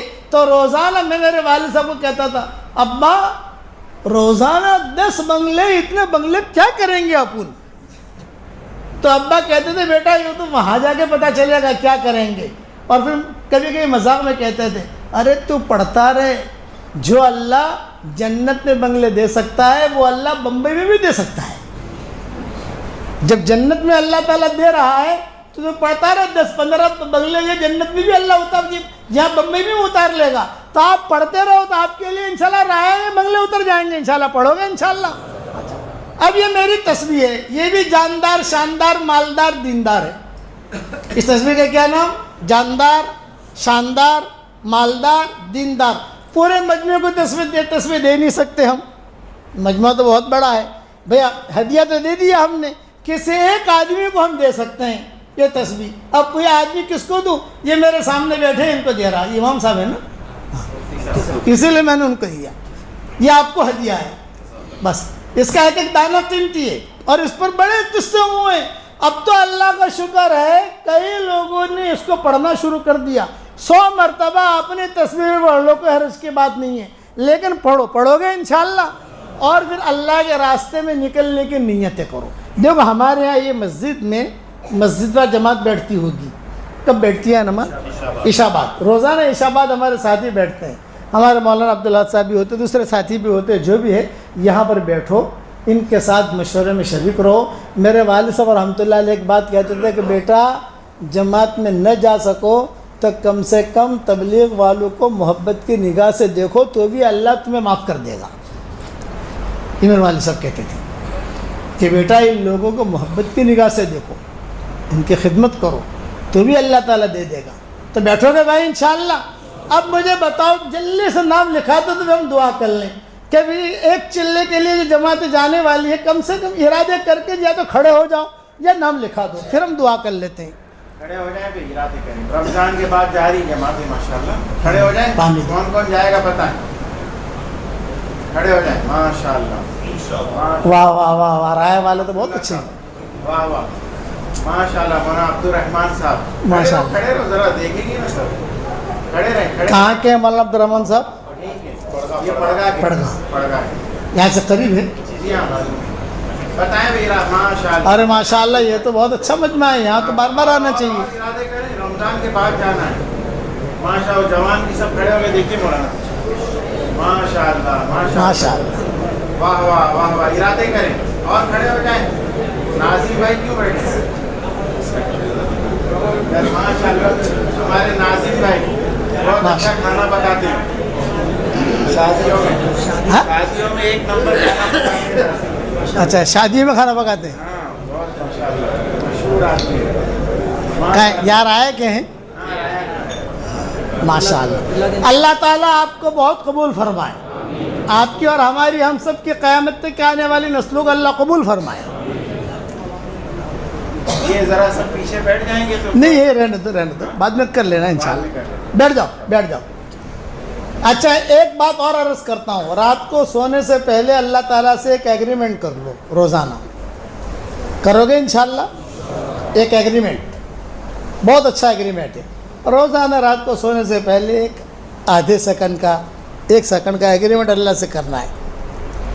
ایک جملہ کہنا ہے اللہ کو، اے اللہ مجھے تجھ سے محبت ہے، اے اللہ مجھے تیرے نبی سے محبت ہے، اے اللہ مجھے تیرے دین سے محبت ہے، اے اللہ مجھے تیرے قرآن سے محبت ہے، اے اللہ تو مجھے تیرے دین پر اخلاص کے ساتھ چلنے کی توفیق دے. بس یہ 5 ایگریمنٹ ہیں، 5 وعدے اللہ کے ساتھ. کوئی لمبا چوڑا وقت نہیں لگتا. نمبر 1 اے اللہ مجھے تجھ سے محبت ہے. نمبر 2 اے اللہ مجھے تیرے نبی سے محبت ہے. نمبر 3 اے اللہ مجھے تیرے دین سے محبت ہے. نمبر 4 اے اللہ مجھے تیرے قرآن سے محبت ہے. نمبر 5 اے اللہ مجھے تیرے دین پر اخلاص کے ساتھ چلنے کی توفیق عطا فرما. میں وعدہ کر کے کہتا ہوں آپ اگر اتنا اللہ تعالیٰ سے جھوٹے دل سے بھی کہو گے نا، اخلاص کی بات نہیں کرتا میں، جھوٹے دل سے بھی کہو گے نا، 3 مہینے میں اللہ آپ کی زندگی بدل دے گا. لیکن یہ جملہ بہت قیمتی ہے. مولانا تھانوی رحمۃ اللہ علیہ بھرے مجموع کے اندر کہتے تھے میں تم کو بہت بڑا پیر بنانا نہیں چاہتا ہوں، میں تم کو بہت بڑا بزرگ بنانا نہیں چاہتا ہوں. اللہ تعالیٰ کے ساتھ جھوٹے دل سے تو اتنا وعدہ تو کرو یار کہ اللہ مجھے تجھ سے محبت ہے, تیرے نبی سے محبت ہے, تیرے دین سے محبت ہے, تیرے قرآن سے محبت ہے, تو مجھے دین پر چلنے کی اخلاص کا جملہ ضرور مانگنا. خالد دین پر چلنے سے کام نہیں بنتا. اگر نفاق کے ساتھ دین پر چلا تو کہ اللہ اخلاص کے ساتھ تیرے دین پر چلنے کی توفیق عطا فرما. تو حضرت فرماتے تھے کچھ مہینوں میں اللہ تمہیں قطب بنا دے گا. دیکھیے جملے اللہ کو بہت پسند ہے. تو مولانا تھانوی رحمۃ اللہ علیہ بھرے مجموع میں لوگوں سے عہد لیتے تھے, اتنا کرو بھائی, کوئی زیادہ میں نہیں کہتا 1000 مرتبہ درود شریف پڑھو, 1000 مرتبہ قرآن یعنی 1000 قرآن ختم کرو, یہ اتنا تم کہو تو اللہ تمہیں توفیق دے گا. آپ کہو گے انشاءاللہ بھائی؟ کتنا ایگریمنٹ ہے بھائی؟ 5. نمبر 1 اللہ سے محبت, نمبر 2 نبی سے محبت, نمبر 3 نمبر 4 ماشاءاللہ, نمبر 5 رائٹ, واو, ٹاپ 1 رایا اس ٹاپ 1 ماشاءاللہ. یاد ہوگا ان لوگوں کو, کرو گے نا انشاءاللہ. اور 100 مرتبہ سورہ اخلاص پکڑ لو اس کو انشاءاللہ. اللہم صلی علی محمد وعلی آل محمد کما صلیت علی ابراہیم وعلی آل ابراہیم انک حمید مجید. اللہم لک الحمد کلہ ولک المن کلہ لک الشکر کلہ ولک الملک کلہ لک الخلق کلہ ولک الفضل کلہ وإلیک یرجع الامر کلہ وإلیک یصعد الکلم الطیب کلہ. اللہم لک الحمد بالاسلام لک الحمد بالایمان لک الحمد بالقرآن لک الحمد حتی ترضا لک الحمد اذا رضیت لک الحمد بعد الرضا. اللہم آت نفوسنا تقواها وزکها انت خیر من زکاها انت ولیها ومولاها. اللہم لا تردنا خائبین بل ردنا الى دیننا ردا جمیلا. اللہم مغفرتک اوسع من ذنوبنا ورحمتک ارجع عندنا من اعمالنا ورحمتک ارجع عندنا من اعمالنا. اللہم لا تجعل فینا ولا منا ولا معنا شقیا ولا محروما ولا مطرودا. اللہم لو ان كنت كتبتنا في السعداء فاثبتنا فيها وإن كنت كتبتنا في الأشقياء فامحنا عنه واكتبنا في السعداء فإنك تمحو ما تشاء وتثبت وعندك الكتاب. يا ذا الجلال والإكرام يا ذا الجلال والإكرام یا ذا الجلال والاکرام. اے اللہ ہمارے گناہوں کو معاف فرما, اے اللہ ہماری خطاؤں سے درگزر فرما, اے اللہ ہم اقراری مجرم ہیں, ہم سب کو چھوٹے بڑے گناہوں کو معاف فرما. اے اللہ پورے رائے والوں کو قبول فرما, قرب و جوار والی بستیوں کو قبول فرما, یہاں کے مردوں کو قبول فرما, یہاں کی عورتوں کو قبول فرما, یہاں کے بچوں کو قبول فرما.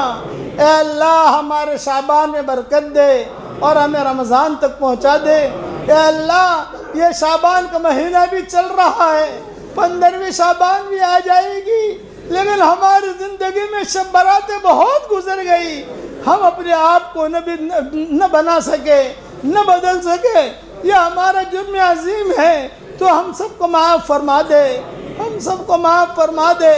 اے اللہ ہم سب کو تجھ سے محبت ہے, ہم سب کو تیرے نبی سے محبت ہے, ہم سب کو تیرے قرآن سے محبت ہے, ہم سب کو تیرے دین سے محبت ہے. اے اللہ ہمیں تیرے دین پر اخلاص کے ساتھ چلنے کی توفیق عطا فرما. اچانک کا خیر ہمیں نصیب فرما, اچانک کے شر سے تو ہماری حفاظت فرما. ہمارا کھویا ہوا دین واپس دے دے, ہمارا کھویا ہوا قرآن واپس دے دے, کھوئی ہوئی عزتیں واپس دے دے, کھویا ہوا دعوت کا کام واپس دے دے. اے اللہ اس بستی کے ایک ایک ذرے ذرے کو قبول فرما لے, اس بستی میں ہمارے آنے کو بھی خیر فرما اور اس بستی سے جانے کو بھی خیر فرما. اے اللہ ہر شر سے اس بستی کی حفاظت فرما. اے اللہ میراث ادا کرنے کی تو ہم سب کو توفیق عطا فرما, میراث ادا کرنے کی تو ہم سب کو توفیق عطا فرما. اے اللہ تیری مخلوق میں سے جو پریشان ہو ان کے پریشانیوں کو دور فرما، اور تیری مخلوق میں سے جس کی جو حاجت ہو اے اللہ اس کی حاجت کو تو پورا فرما۔ اے اللہ جو کام کرنے سے آپ خوش ہوتے ہوں وہ کام کرنے کی ہمیں توفیق عطا فرما، جو کام کرنے سے آپ ناراض ہوتے ہوں ہمیں بچنے کی توفیق عطا فرما۔ حلال مال و منال کے دروازے کشادہ فرما، حلال مال و منال کے دروازے کشادہ فرما، حلال مال و منال کے دروازے عافیت سے کشادہ فرما۔ اے اللہ پاک صاف روزی ہمارے پیٹوں میں داخل فرما، مشتبہ روزی سے تو ہماری حفاظت فرما۔ اے اللہ یہ مجمع جو آمین کہہ رہا ہے، جس کرم سے آپ نے ہمیں رائے کے جامع مسجد میں جمع کیا ہے، تیرے اسی کرم سے جنت الفردوس میں تیرے نبی کے پڑوس میں ہماری قیامت تک کی آنے والی نسلوں کے ساتھ تو ہم سب کو جمع فرما دے، تو ہم سب کو جمع فرما دے۔ میری اس دعا پر دنیا میں جہاں کہیں آمین کہی جائے ان کے لیے بھی یہ دعا قبول فرما، ہمارے لیے بھی یہ دعا قبول فرما۔ اے اللہ ہواؤں کے ساتھ جو خیریں آتی ہیں وہ خیریں ہمارے لیے مقدر فرما، ہواؤں کے ساتھ جو شر آتا ہے اس شر سے تو ہماری حفاظت فرما۔ ان ساری بستیوں کو قبول فرما، ان کی بچیوں کو قبول فرما، ان کی عورتوں کو قبول فرما، ان کے پوتے پوتیوں کو قبول فرما، بیٹے بیٹیوں کو قبول فرما، نواز نواسیوں کو قبول فرما۔ اے اللہ انسانوں کی ہدایت کے فیصلے فرما اور جناتوں کی ہدایت کے فیصلے فرما۔ اے اللہ جو بیماریاں ان بیماریوں سے تو سب کی حفاظت فرما۔ اے اللہ اقوام عالم کی ہدایت کے فیصلے فرما۔ اے اللہ میری تشکیل پر جو روزانہ کم سے کم 100 مرتبہ سورہ اخلاص پڑھنے کی عادت ڈال دے، اے اللہ اس کی ساری دعاؤں کو قبول فرما اور اس کی ساری پریشانیوں کو دور فرما اور اس کی ساری حاجتوں کا تو غیب سے تکفل فرما۔ اے اللہ فضل کرے تو چھٹیاں، عدل کرے تو لٹیاں، ہمارے ساتھ فضل کا معاملہ فرما دے، ہمارے ساتھ فضل کا معاملہ فرما، عدل اور انصاف کا معاملہ نہ فرما۔ اس راتوں کی قدر کرنے کی تو ہمیں توفیق عطا فرما۔ اے اللہ جس نے بھی مجھ سے دعاؤں کے لیے کہا ہو، دعاؤں کے لیے خطوط میں لکھا ہو، جن کا ہم پر کسی قسم کا حق اور احسان ہو، یا جو ہمیں اپنی دعاؤں میں یاد کرتے رہتے ہوں، یا مائیں بہنیں ہمیں اپنی دعاؤں میں یاد کرتی رہتی ہوں، ہماری ساری دعاؤں میں ان کا پورا پورا حصہ نصیب فرما۔ اے اللہ جو مانگا وہ عطا فرما، مانگنے سے رہ گیا وہ عطا فرما۔ یہ مجمع جو آمین کہہ رہا ہے، کسی کے باپ کا انتقال ہو چکا ہے، کسی کی ماں کا انتقال ہو چکا ہے، کسی کی ماں اور باپ دونوں کا انتقال ہو چکا ہے، وہ قبروں میں انتظار میں ہے کہ کوئی ہمارے لیے بھی دعا کرتا ہے کہ نہیں کرتا۔ اے اللہ ہمارے ماں باپ کی مغفرت فرما، ہمارے ماں باپ کی مغفرت فرما، ہمارے ماں باپ کی مغفرت فرما، ان کی ہڈی ہڈی کو جنت نصیب فرما۔ اے اللہ اس مجلس میں فرشتے بھی موجود ہیں، آسمان تک فرشتے ہیں۔ اے اس مجلس کے فرشتوں، اے اس مجلس کے فرشتوں، ہمارا رب ہم سے روٹھا ہوا ہے، ہمارا رب ہم سے روٹھا ہوا ہے۔ اے اللہ تو اس امت سے کب تک روٹھا رہے گا؟ تو اس امت سے کب تک روٹھا رہے گا؟ اے اللہ اس امت کی شام کو صبح سے بدل دے، اس امت کی شام کو صبح سے بدل دے۔ یہ تیرے محبوب کی امت ہے۔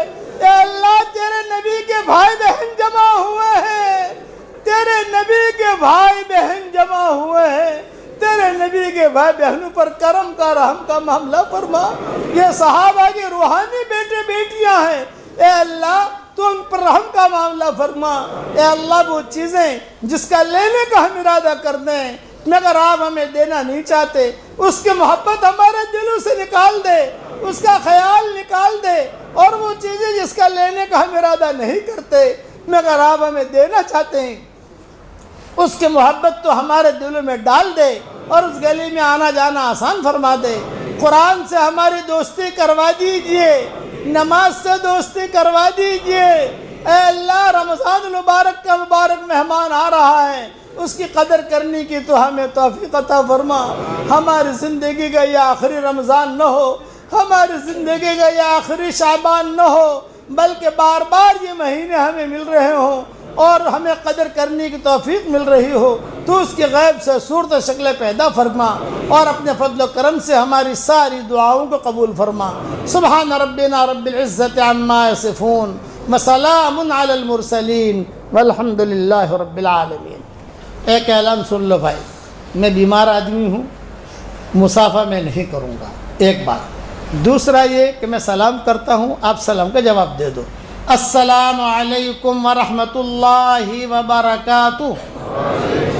اور ایک دعا پڑھا رہا ہوں، دعا پڑھ لو. ربنا اغفر لی ولوالدی وللمؤمنین یوم یقوم الحساب.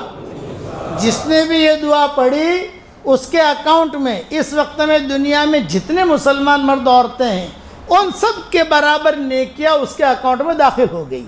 پڑھتے رہو گے انشاءاللہ، اور 100 مرتبہ سورہ اخلاص اوکے پڑھو گے انشاءاللہ. اور 5 ایگریمنٹ یاد رکھنا. نمبر 1 اللہ تجھ سے محبت ہے. نمبر 2 اللہ تیرے نبی سے محبت ہے. نمبر 3 اللہ تیرے دین سے محبت ہے. نمبر 4 اللہ تیرے قرآن سے محبت ہے. نمبر 5 اللہ مجھے تیرے دین پر اخلاص کے ساتھ چلنے کی توفیق عطا فرما. اللہ تعالیٰ یہ دعا ہم سب کے لیے قبول فرمائے. آمین. آسان دل کھول دیں. السلام علیکم ورحمۃ اللہ. بھائی جتنے حضرات ماشاءاللہ جو ہیں اطراف سے آئے ہیں، اللہ سب کے آنے کو قبول فرمائے. اور سارے حضرات نماز کے بعد جو ہے کھانا کھا کے تشریف لیں. مہمان جو ہے آنے والے باہر سے جو ہے پہلے کھانے انشاءاللہ بستیوں سے گزارش ہے کہ ان کی خدمت کر لیں.